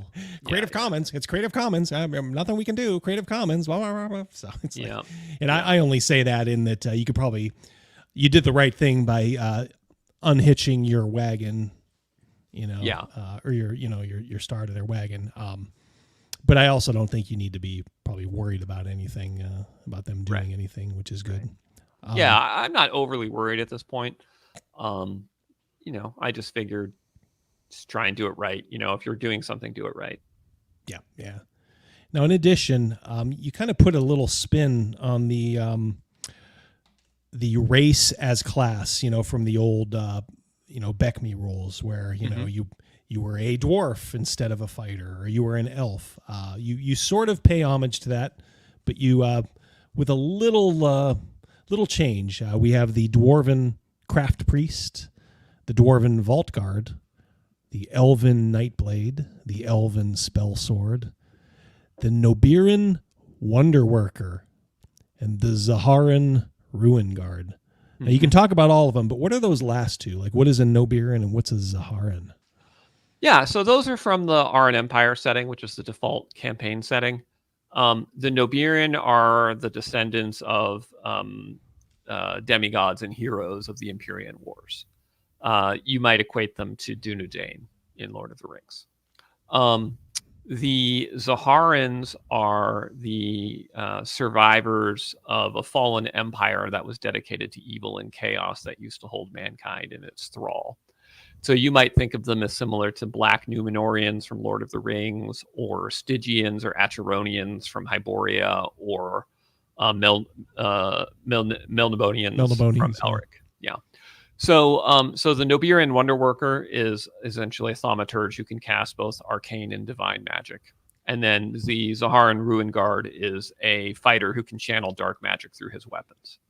Both really, really fun classes. Moving back to the dwarves and elves. So my sense is that, there's this big controversy about race versus ancestry versus heritage and et cetera, et cetera. And so my thinking is, look, these are not races in the sense of like white versus Hispanic. These are different species fundamentally. Right. The only reason they're really called races is because they're humanoid in body form. But they're functionally different species. And so what I wanted to do was think, if you actually had a species that was physiologically different than human beings, you would expect that their interaction with the world would be different in subtle but important ways, which would mean that their societies would be different, which would mean that their classes would be different. And so each of the races has its own set of unique classes that are only available to it, that kind of represent, that species approach to the world. And in the book By This Axe, which is a previous book I did on dwarves, we were really able to explore this in depth, and we went into the, different dwarven cultures and different dwarven classes, and we had dwarven machinists and dwarven furies, dwarven furnace wives, and all these things, and explain why dwarves are the way they are. I just find that as a designer, it's a way more interesting and immersive way to approach fantasy races than this kind of like, oh, it's just a cosmetic thing and you get like a feat or whatever. Like that's not interesting to me, and I don't think it adds anything. So it's I think you're doing it the right way, and you kind of hit on it too. Far be it from me to to defend anything that Wizards of the Coast has done, and they really did do it for the wrong they did it for the wrong reason when they changed, going forward, race to species. But I had always thought the same way you did. Like, these are not different races. If you're a human and you're walking up and someone's different shade than you, one's darker, one's lighter, that's a different race. Yep. But these are completely different species. Now, of course, we know they kind of did it to kind of bow to pressure. If they'd maybe done it a little bit sooner and just kind of said, hey, this just kind of makes more sense, I think more people would have bought it. But I didn't give them too much flack over that, only because I'd been thinking privately that for a long time. Race. Yep. Race as this kind of stuff is just more tradition. It doesn't really make much sense, but right. Yep. And it looks like our old friend Eric backed it. Thank you. Sounds awesome. Listening to Double D is getting expensive. Greg Gillespie had what seems like a great game as well. Yeah, they both do. And I would just say this: if you have the resources, support these guys. Greg is a great guy. He's fighting the good fight up there in Canada. And his Dragon Slayer game looks fantastic. And I would also say that Alex's ACKS game too is fantastic. And like I said, I have kind of a preview copy, but I can't wait to get my hands on these leather bound books that are going to be coming.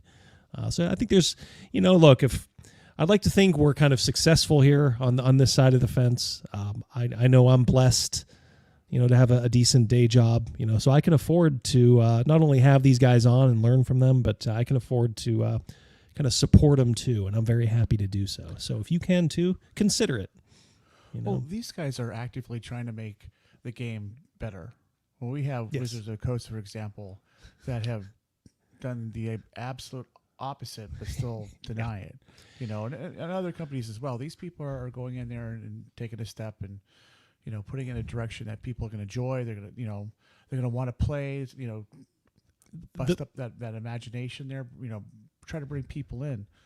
When I see the kind of the brain power over here with guys like Alex, guys like Greg, guys like RPG Pundit, Miguel and Sylvia, from the Wretched Verse, folks like these are really, really smart people. And it's just that, maybe they don't agree that the world should be run, the way that other people do, that, they are kind of backed into a corner almost. But I mean, just look at it objectively. Like you've heard, Alex talk for an hour and a half. You've heard Greg talk numerous times how thoughtful these folks are. And then just go find a random video on YouTube, with Chris Perkins or Jeremy Crawford or those guys. And I'm not saying those are dumb guys. But I am just kind of saying that they're just kind of cogs in a machine. They do a job and they do it well. They are what we would call lifers. They are not, in my opinion, creatives. I mean, Pundit has said that Jeremy Crawford is, he was essentially like, he would transcribe what they were doing on 5th edition. Like he was just like a nobody. Well, now he's like number 2 or number 3 at Wizards of the Coast. We've seen the folks that they're hiring, people who've just started playing 5 years ago. And that's fine. Look, if you're a wunderkind and you've just, created, a bunch of, awesome stuff in the 5 years and you're just going, balls to the wall, that's one thing. But, that's not who they're hiring. That is not who they're going for. They're going for people that are just kind of, they're based on just what their identity is. And nothing else. None of them approach the brain power of these folks that we're blessed to talk to. Not at all. No, I think everybody would agree with that. So keep doing what you're doing, Alex. That's very kind. I actually, I have a lot of admiration for Mike Merles, who I know is no longer really active. He was. I remember Mike from the early days of 3E, and I remember he started like he did On Hallowed Ground, which I own, and stuff like that. Fiery Dragon, I think, right? Yeah. From back in the day. He was a very talented designer and definitely very thoughtful about Dungeon Dragons. So, I kind of traced the deterioration of 5th edition, I think started to happen once Mike was no longer there. Oh, for sure. Yeah, and I talked to Pundit, and Pundit said he kind of agreed. He said Mike is a good designer, talented guy, probably like you just said, like the last real creative there. Yeah. And even though he was certainly left of center, Pundit said he was not crazy, but I think just that sort of environment kind of he was steeped in it. Yep. And then he started to kind of pay homage to it, and then like what always happens, it's just a never-ending purity test, and ultimately he fell victim to it. And I hope he has learned his lesson. I think there's a lot of folks in the last couple of weeks who are kind of opening their eyes and realizing like, whoa, these people on the left are not as nice as I thought they were. Sort of based on happenings in the world, which we won't get into. But I think it's a horrible thing that's happening, but I think it also is opening some folks' eyes as to what the left is really all about these days. Speaking of, I mentioned Ryan earlier. Ryan Howard, Rolling Bones. How you doing, Ryan? Corporate RPGs have reached the acceptable for everyone stage of their life, which means that they're headed for the glue factory. Yeah, pretty much. We did the last week. I don't know if you've ever seen this article, Alex, but it's about geeks, mops, and sociopaths. And Oh we kinda yeah, went through- yep. I've read that. Yeah, last week, on this show, we just kind of went through it, and I just kind of read it, and it is eye opening because it is so spot on for the RPG and comic industry. I mean, it's almost like he had a time machine. Yeah, for sure. I have very strong feeling on this. So this is something I used to say when I ran The Escapist, which is there should be games for everyone, but not every game needs to be for everyone. Yes. Right. So ACKS is not for everyone. It's a game that ultimately glorifies, the military conquest and having a triumph where you parade your captured, defeated army before you as you get crowned Caesar, right? Like, not everybody's into that. I totally get it. It's crunchy. Not everybody's into that. I totally get it. Like, I don't begrudge any man his choice of game. Like, live and let live. Where I get really offended is when people take this position that every game has to be bodlerized in order to appeal to the lowest common denominator or the latest trend or whatever. And I just don't think that needs to be the case. And I think we're worse off if we try. Like, imagine if the car industry did that so that, Jeep Wranglers look like Volvos. Like, forget about it. It would be crazy. Yep. So well said. Absolutely. I mean, it's what I don't understand. Like, I don't know why anybody would have a problem of, you doing, what you're doing. There should be a buffet out there for everybody. Look, if you want a simple game that breaks down at like 5th and 6th level, then, 5th edition, it's for you, if you want the Beck Me, the classic Beck Me, go for, Necrotic Gnome, old school essentials. If you want a kind of a blending of 1st edition and that, check out Greg's Dragon Slayer. Absolutely. If you want, like I said, just to me, it's what separates yours is just the scope of it. It gets big in scope. It looks like after a while. Yeah. Which is fantastic because, like I said, we really haven't had that since Birthright, in my opinion. And you also alluded to it that it, of course, they only had so much. They had to fit it inside of a box, so they couldn't get into the detail that you got into. Yeah, and one of the funny things about ACKS, and I discovered this when I was working on the 2nd edition, because I would sort of go to the group and be like, hey, I'm changing this rule. And they would be like, oh, is that a rule? And what I discovered is that maybe only about a third of the ACKS community actually plays ACKS rules as written. The rest have like hacked it apart and taken various modules and used it with some other game of their choice. Like, oh, I'm running Ars Magica, but I'm using the ACKS economics. Or, oh, I'm doing Birthright using 2nd edition rules, but I'm using your mass combat system or whatever. And I think that's great because that's what I do. I hack the heck out of all my games. And, Autark's motto is every campaign is a law unto itself, right? Like every campaign is going to run how it runs. And as the designers, I respect that. So I was going to ask you about that. Alex. How easy do you think it is to kind of just throw out kind of parts of the game that maybe aren't working for certain groups? And also, like philosophically, you may have just touched on it, but how do you feel about that? Because I also know there's a school of thought out there that people say, hey, before you throw out that rule, maybe you ought to understand why it's there in the first place. You can certainly do it, but maybe you shouldn't do it willy-nilly.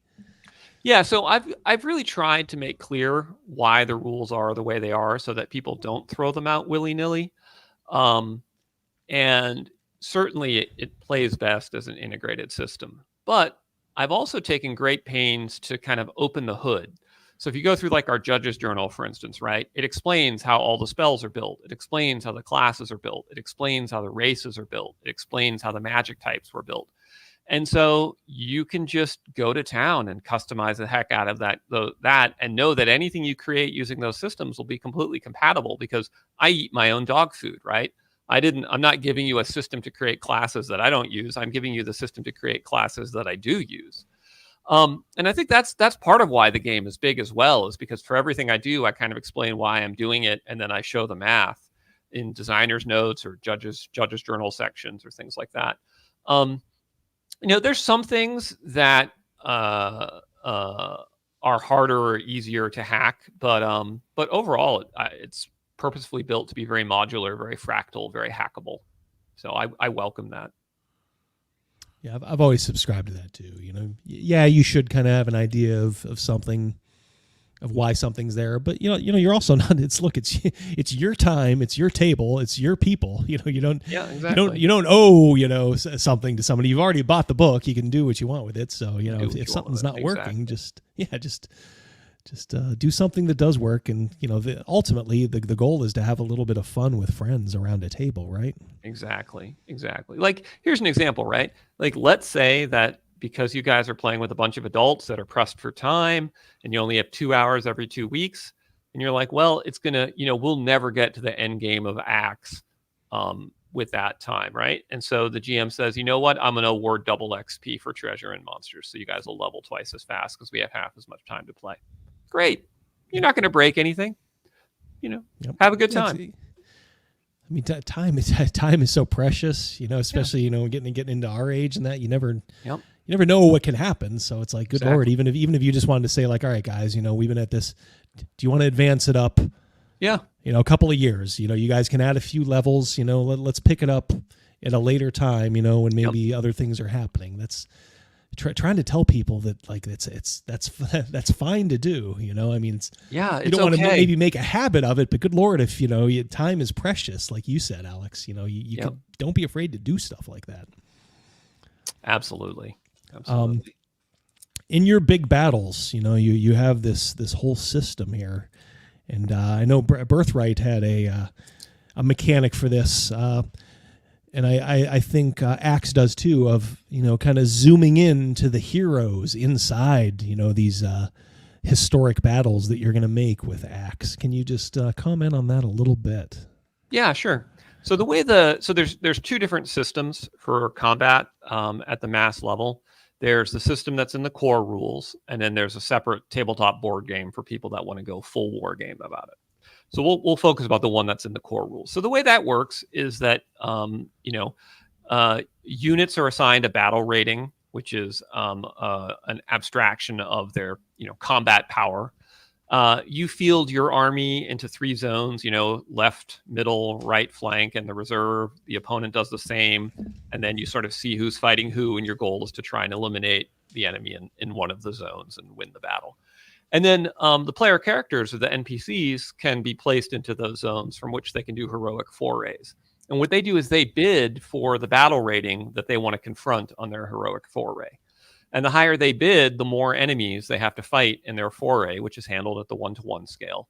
But then if they win, then those battle ratings are eliminated from the mass combat side of the rules. And so it's really fun because it means the players are constantly pressured to take more risks in order to win the battle easier with fewer casualties to their troops. But at the same time, they can easily screw up and kind of put themselves into a situation where they actually lose the foray because they did too much. And part of what makes it work really well is that ACKS has this cleave mechanic where high-level fighters get to keep attacking every time they kill a target, which makes for really, really fun epic battle because you can be, Achilles in book 30 when you're just rampaging through the Trojans and just cleaving through dudes. Or Conan standing on the pile of dead bodies. Exactly. Yeah. So. Yeah, fantastic. An Ironcaster said he'd love to know more about the Chuck Dixon announcement. We kind of touched on that a little bit. He's doing essentially a world book based on the public domain properties of Robert E. Howard's, the Hyborian, Conan world. Is there any more that you can say on that, or is it kind of closely held at this time? Oh, no, I can say more. So, the stuff that we have access to is the Hyborian Age story, Queen of the Black Coast, Hour of the Dragon, Red Nails. So, we have access to Valyria, we have access to Belit, we have access to Zaltatun, Toth Amen. So most of all the ones you'd probably all the ones you really want are public domain. The Hyborian Age itself, so the overall setting is available public domain. there's a few really good stories we don't, like Tower of the Elephant's not available. Phoenix on the Sword is not available, so we can't put Epimetheus the Sage in. Yeah. I have previously written a book called The Heroic Fantasy Handbook, which was an explanation of how to adapt ACKS to run either Conan or Lord of the Rings. And so the project is going to be very easy to do because so much of that groundwork has already been done, and I'm just going to integrate it right into the ACKS 2e framework. So fantastic. Yeah, I'm a huge Conan mark. In fact, I'm going back and rereading all the stories now, and just got to Hour of the Dragon, which is of course the novella that Robert E. Howard, a very good story. But man, some of those stories you don't realize just how good they were until you reread them. For but sure. He really was just, I don't know, the guy knew how to write action more than really did. just about any other author that I can remember. Yeah. Just quick and boom. Yeah, Red The only Nose is one of who my favorites. Yeah, it's a great one. Yep. Yeah. The only ones who match him, I think, are David Gemmell and Joe Abercrombie for action combat. Let's see. I'm thinking. Thinking maybe right now we will kind of just maybe go. I'll tell you what. We'll play this. This is your teaser here. Okay, cool. On the Kickstarter, we'll kind of go through the various levels. Let folks see. In an age of fading empires where chaos reigns, adventurers become conquerors and conquerors become kings. Welcome to the Adventurer Conqueror King System Imperial Imprint, the second edition of the acclaimed fantasy role-playing game.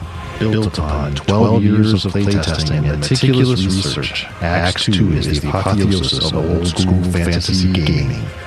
No other game supports epic fantasy campaigns of such sweeping scope and majesty.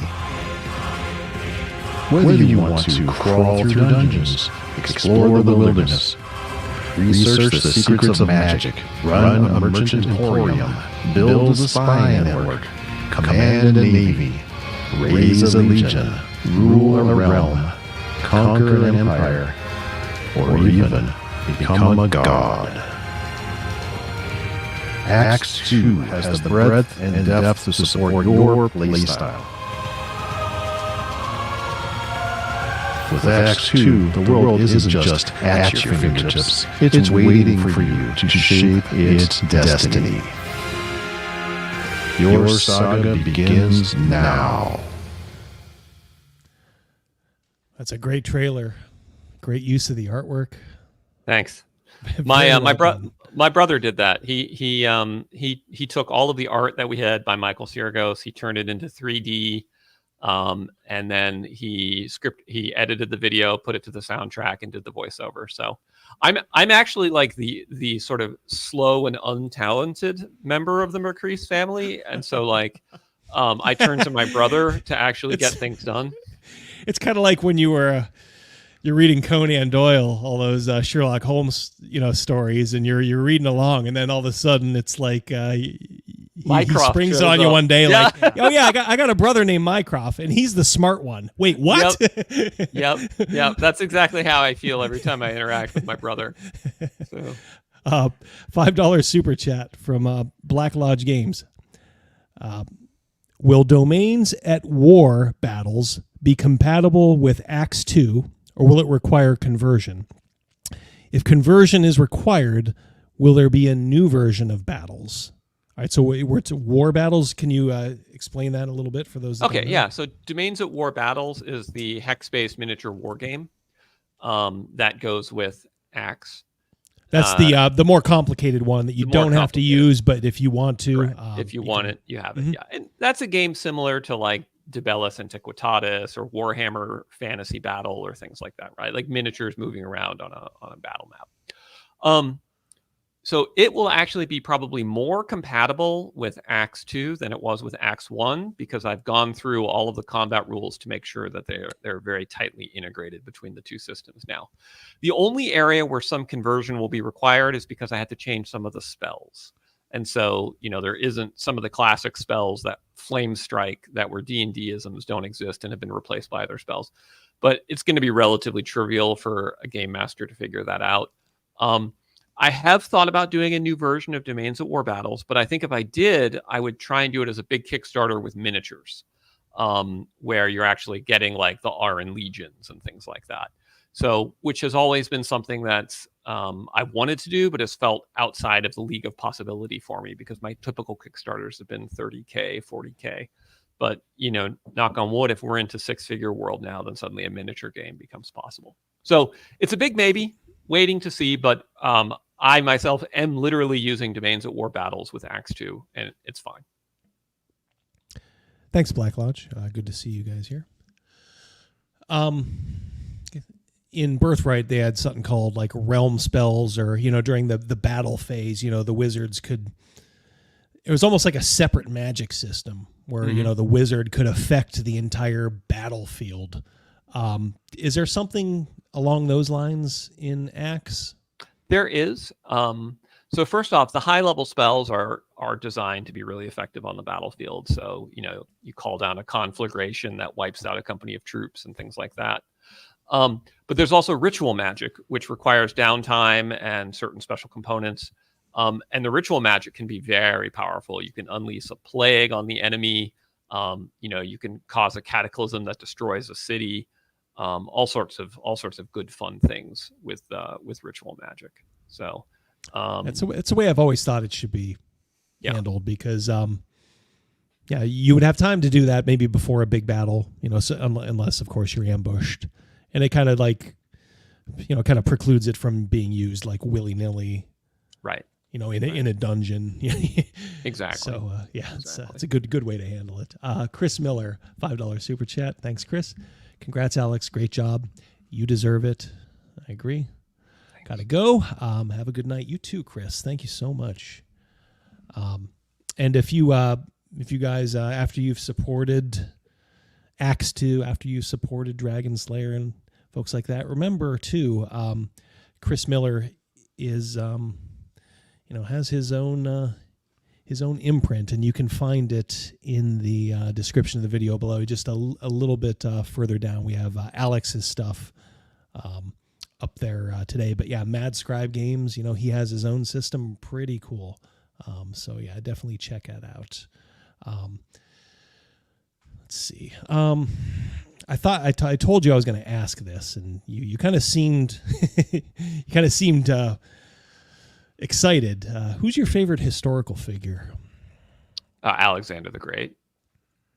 I mean, I was named for Alexander the Great. My mother named my brother for William the Conqueror, so he's William, and I'm Alexander for Alexander the Great. Well, you guys were destined for great things. Oh, yeah. I mean, I'm like, way to lay the expectations there, Mom. Yeah, it's like, gee, bro, have you conquered England lately? No, yeah. But yeah, my mom was an interesting character. Like, she used to read me excerpts from like the Iliad as a little kid rather than Dr. Seuss and stuff. So I think she was hoping that I would grow up to be a Bronze Age warlord. Perhaps she was preparing me for the post-apocalypse. I'm not sure. But yeah, so Alexander the Great has always been my favorite historical figure. I actually took a graduate seminar on him, and I've got probably every biography of Alexander the Great that's ever been published on my bookshelf. So, yeah. Fantastic. Runner up to him is Aurelian Restitutor Orbis, who was a crisis of the 3rd century Roman emperor who took power just as the Roman Empire had collapsed into 3 competing empires, and single-handedly brought them all back together, reconquered everything, and reestablished Rome. And then got assassinated by his secretary because his secretary was embezzling and didn't want to get caught. Oh, jeez. Yeah. Wow. Yeah, these people that get you know snuffed out in history for the dumbest reasons. Oh, man. Brilliant people. Yeah. What do you think of Belisarius? Oh, I really like Belisarius. Super talented general. You know, beats the African Vandals, helps reunify Rome again. You know, although Narcissus was also really good. So, you know, Justinian was fortunate to have really masterful commanders. Yeah. I've always been a always been a fan of Charles Martel. I seem to be drawn to the guys who maybe the guy who came before the guy, like the John the Baptist kind of guys. Yep. It's like, I know some historians are kind of disputing, whether what Charles's real role was in kind of keeping Europe, Christian at the time. I tend to think, based on everything I've heard and read, he was the real deal. Yeah, not perfect, but the right guy for the right time. That's right. Raven, $20. So wow, you guys are flattering me tonight. Thank you so much. All right, Raven, $20. So what you're saying is my fighter can lose a battle, get crippled on the mortal wounds table, yet I can then use the automation creation rules to build a combat wheelchair. Also, does ACKS 2 have the cohort rules? So the answer to the first question is yes, if you have by this ACKS, which is where the automaton creation rules are. And then the answer to the second is no. The cohort rules are going to stay in Axioms. Cool. Yeah, automaton. Yeah, automaton rules. Yeah, the old combat wheelchair. We're planning on doing something for the channel on the combat wheelchair. It's our secret project. Stay tuned. Shh, working on it right now. But yeah. What is your view on kind of nonsense stuff like that? I mean, I sort of already can probably guess, but like wheelchair accessible dungeons. I mean, is it the height of lunacy and idiocy? Yeah. So I think there's a kind of divide in terms of what people want from their fiction. And the term I use is affirming versus aspirational fiction. And aspirational fiction presents you with a person who is greater than yourself, who inspires you to be your best self. And then affirming fiction provides you with a protagonist who is like you and does great deeds despite not being all that special. And I think it's kind of like it's a deep kind of cultural and psychological preference. And it used to be our society was much more interested in aspirational heroes like Conan, Aragorn. And now we're much more interested in affirming heroes, which say, hey, everybody can be a hero. I myself, my taste runs to the aspirational heroes. Like I try not to play characters that have my flaws. If someone wants to play a character that's based on themselves and wants to model that, I mean, I don't begrudge anyone. They're fun. Yeah, it seems like that divide kind of came. We've been telling people for 20 or 30 years, probably even longer. Like, don't be a conformist. Be I don't know, be an individual. Be an individual. Now everybody's kind of an individual. Yeah, and but they're not heroic individuals. It's not what you would think. like right. Yeah, being like you said, an aspirational person. It's just kind of be a jerk. Who says smarmy things to other people, and that's your individuality. Right. It's not edgy. It's acidine. Yes, yeah. To put it mildly. But thank you so much, Raven. $20, overly generous. That's another couple steps toward the inner circle. Yes, that's right. If he even wants to be there. Have you? I kind of wanted to know your thoughts on just D&D and where it started, but also like where it's ended up. I'm sure you could probably talk a lot about it, but do you even think about it much anymore? Like I'm a YouTuber, so I still gotta feed the beast, and so I'll talk about Wizards of the Coast, even though I've sort of moved on myself. But people love kind of hearing about this sort of Greek tragedy, unfolding before our eyes, as they just keep falling further and further into dissipation. Do you think much about it these days? Do you lament it a lot, or is it just not even an issue for you? I grieve for it. I grew up with Dungeons and Dragons. It was, it was my go-to for a good time for most of my life. It seems to me that they are on a fast track towards destroying what made me love Dungeons and Dragons in the first place. And I don't mean that because of their politics, but rather because of their business model. You know, they're being profit driven by a quarterly report, Fortune 500 company. And so a $50 million hobby business is simply not good enough for them. And so D&D has to be a video game and an MMO and a movie series and mass market appealing, et cetera, et cetera, et cetera. And what I always loved about Dungeons and Dragons is that it wasn't those things. It was actually kind of a hobby for, for kind of intellectually gifted dorks who were really into the Middle Ages and swords and sorcery and fantasy fiction. And I'm perfectly happy for that to be a $50 million industry and not a $6 billion industry. But, they've kind of decided where the money is, and that's the direction they're going. And so I don't think that we're going to see, real support for traditional tabletop play coming from them anymore. So yeah. No, I think it's pretty clear. There's little things, that they'll keep saying like, oh, this doesn't mean much. It doesn't mean what you think it means. But them kind of going away from Penguin Random House or Penguin Random House, exactly. Going away from them, however it is.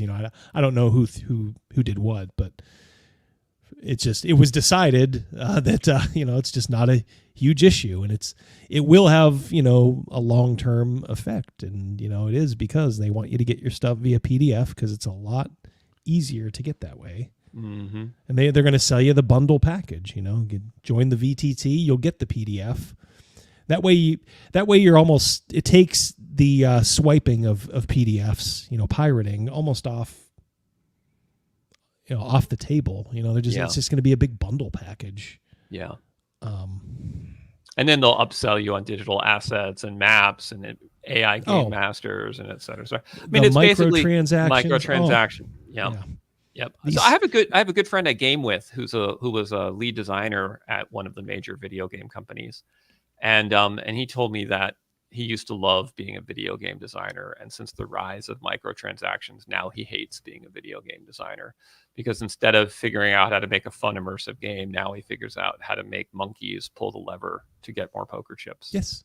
And that's where we're heading with D&D, and it's really sad. Yeah. So, and in kind of more of a pop culture, sort of way, that is what has just utterly destroyed the Madden football franchise. Yep. Just like they don't give a shit anymore.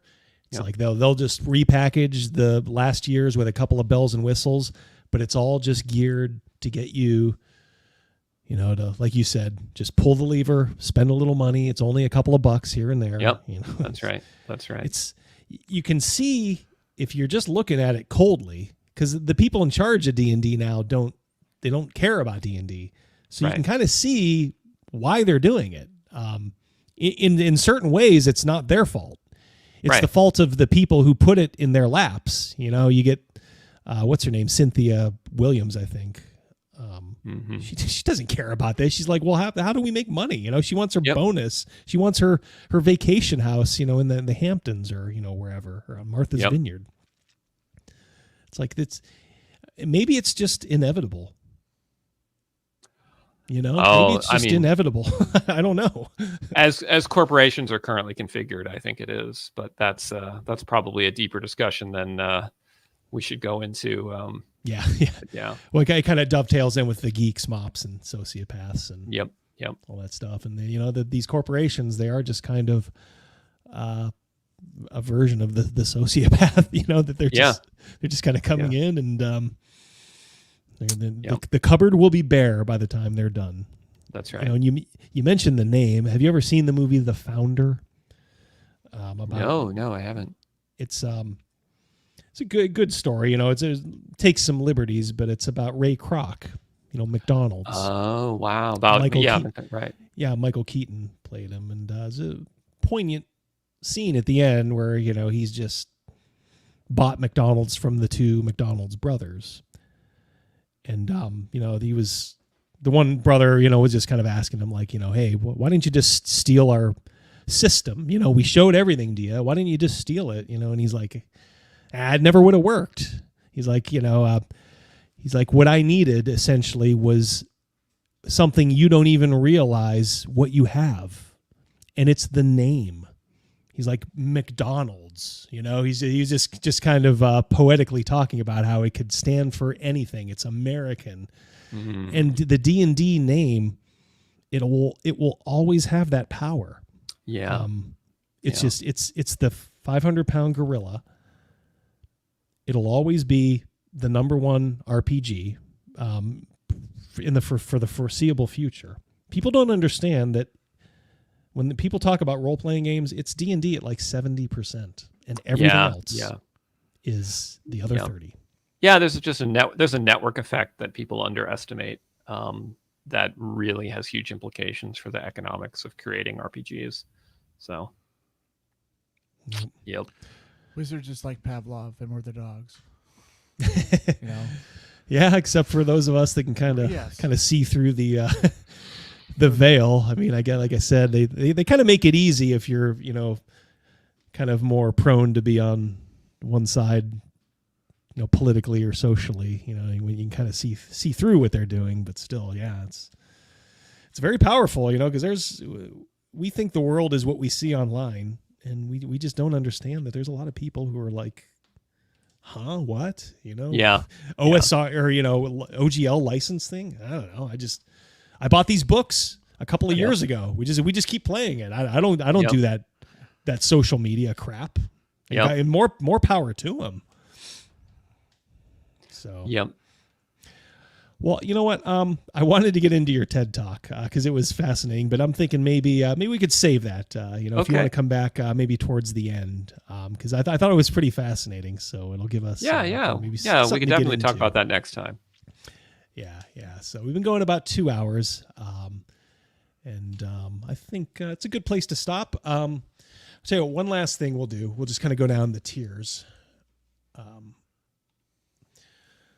We have the demigod tier, which is the 3 hardcovers, along with 3 PDFs and the judge's screen. Yep. And that's an early bird special for $175. At noon tomorrow, price raises to $200. Yep. And this is the one that I believe I got. Yeah, that's the most popular package. Yeah, obviously the first couple days. So if you guys are thinking about it and you're like, well, maybe I'll do it in 2 days. Now, look, if you have to wait until, you know, your money comes in or whatever, that's one thing. But if you're just kind of like being indecisive and you already have the money, this ends, and I think it'll go up to 200, right? Yeah, it goes to 200. Yeah, 200. Yep. So save yourself $25. You'll shipping plus a little extra will be free then. Now, if you guys are kind of on a budget, $50 will get you the main books in PDF form. Yep. A lot of folks don't mind doing that. The Conqueror. Now, this is just the rule book, right? Just both hardcover PDF. Yeah, that's if you're a player who doesn't need the reference guide or the monsters manual. You just want the rule book. And these books are to describe the what these books are going to feel like in your hand. Oh yeah, it's going to be this really nice PU leather hardbound with stitched binding. You know, we use like a really nice thick art paper, full color. It's a printer I started using a couple years ago for my Ascendant product line, and the quality was so good it just blew my mind. And so I want these books. You know, like I still have my first edition AD&D books, and I treasure them. And I kind of want these books to be the same, right? Like I want them to be something you can treasure. So. Yeah, well, they already look like they're going to be that. It's funny you mentioned Ascendant. That was another thing I wanted to talk about. Your superhero game, and I know Rogan is our superhero guru, and I ran a campaign. It was a Mutants and Masterminds, probably from 20 years ago, but Alex did a fantastic superhero game, really? which I definitely have to pick up now, called Ascendant. Yeah, I'd like to know more about that. Yeah, we will we'll check it out for sure. Yeah, it's on my list as well. We have the King, $100. So this is the rule book in hardcover, and then the other books in PDF. So that's kind of smart if you want somebody who's like, I just want to have something in paper in reference on the table, but everything else, I can just have on my Yeah, that's kind of a smart tier. The Emperor, yep, which is now, of course, the rule book and the judge's journal in hardcover, and of course all of them in PDF. This is the Demigod, which I showed you above. If you want all 3 of the books in hardcover and PDF, along with the screen,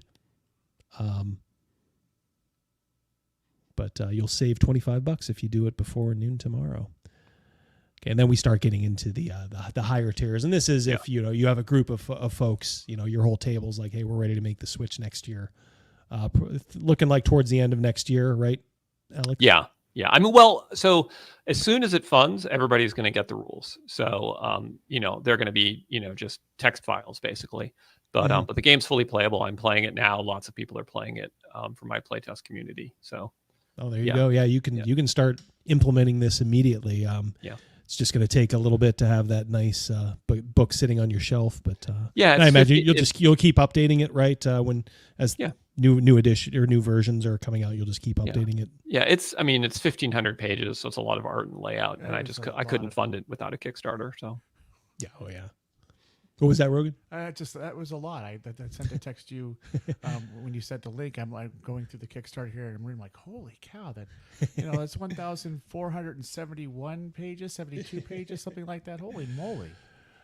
Yeah, there's some brain power that went into this one. Absolutely. Yeah, I write fast. Of course. Yeah. So yeah. Then we have probably whole group and maybe even retail tiers here. Yeah, exactly. But yeah, exactly. So I think there's something for every level. If you want to support, and you're fine. You have a nice tablet. You can go all digital. You can do little digital, little hardcover, or probably the sweet spot is probably this one here. Yeah, where you get all probably the best value, I would imagine. That's right. That's the best value. Yep. Until you get up to the really high tiers, and then like the retailers, like 50% off. So, exactly. Move over here. What the hell am I doing? My camera got all out of focus. Why don't we put it to a bed here, you guys? Like I said, you can find the link in the description below, and what can I say? We have to support folks like Alex, with these guys who are fighting the good fight, and but also producing stuff that's going to stand the test of time. Greg always talks about that too. Greg Gillespie, stuff that. Go ahead.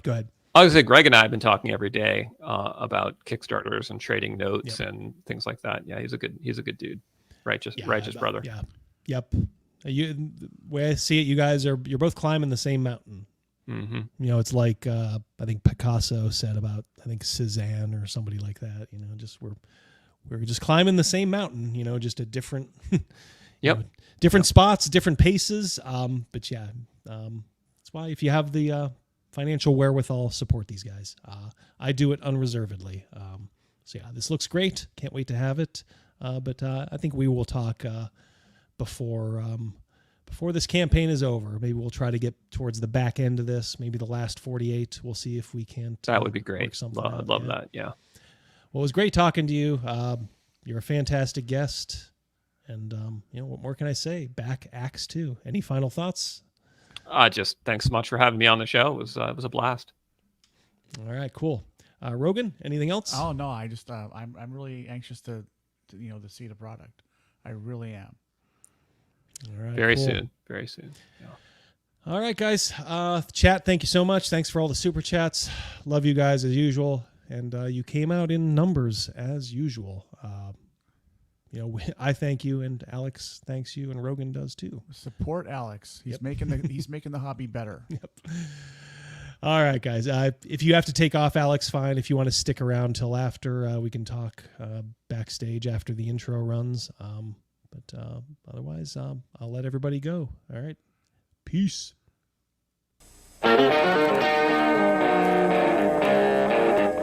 Hey, man, is that Double D? Yeah, man. Well, turn it up, man. Let's just go in and, kill all the orcs, right? They're the bad guys. Who gives a shit? We just hack and slash and we loot their dead bodies, right? Hack and slash, kill them all, conquer the infidels. Boy, that campaign sounds like a barrel of fun, doesn't it? Somebody who's opening a refrigerator and leaning in, right, is the language of a woman. Somebody who's opening their refrigerator and being cut off halfway through that lean is the voice of like a mermaid or a siren. Right? Speaks to you. This is not the face of the hobby anymore. And I think there's been mistakes made in years past where people assumed that D&D players were all, white dudes in a basement, which has been a faulty assumption for a lot of years and gets more and more false every day. And so it's, in my viewpoint, honestly, guys like me can't leave soon enough. We got to put a little hot sauce on the taco. You know what I mean? We want this dwarf to be the dwarfiest dwarf. Right. We want the elf to be the elfiest elf. And just the dashiest dash of Tabasco. Their voices need to carry across water. I'm a creative. It's a huge drain, right? Because fans can be awful. I'll put the seed in your head when you listen to my videos, and no matter how much you want to disagree with me, when you leave my video, you will encounter what I'm saying. The seed will affect your mind. See, that's the problem with the seed when I'm putting it in your mind. You say white lives matter, they don't. White lives don't matter because white lives aren't a thing. I disagree. I disagree, Gary. Lutherville, Marina Del X, Otisburg. Otisburg? Where's this monster? She's got her own place, man. Otisburg? It's a little bitty place. Otisburg? Okay, I just wipe it off. That's all. It's a little town. We'll do it live. Okay. We'll do it live. Fuck it. Do it live. I'll write it and we'll do it live. Fucking thing sucks. In 5, 4, 3. Great sandwich. Thank you. I enjoyed having you here. You're a very good co-host.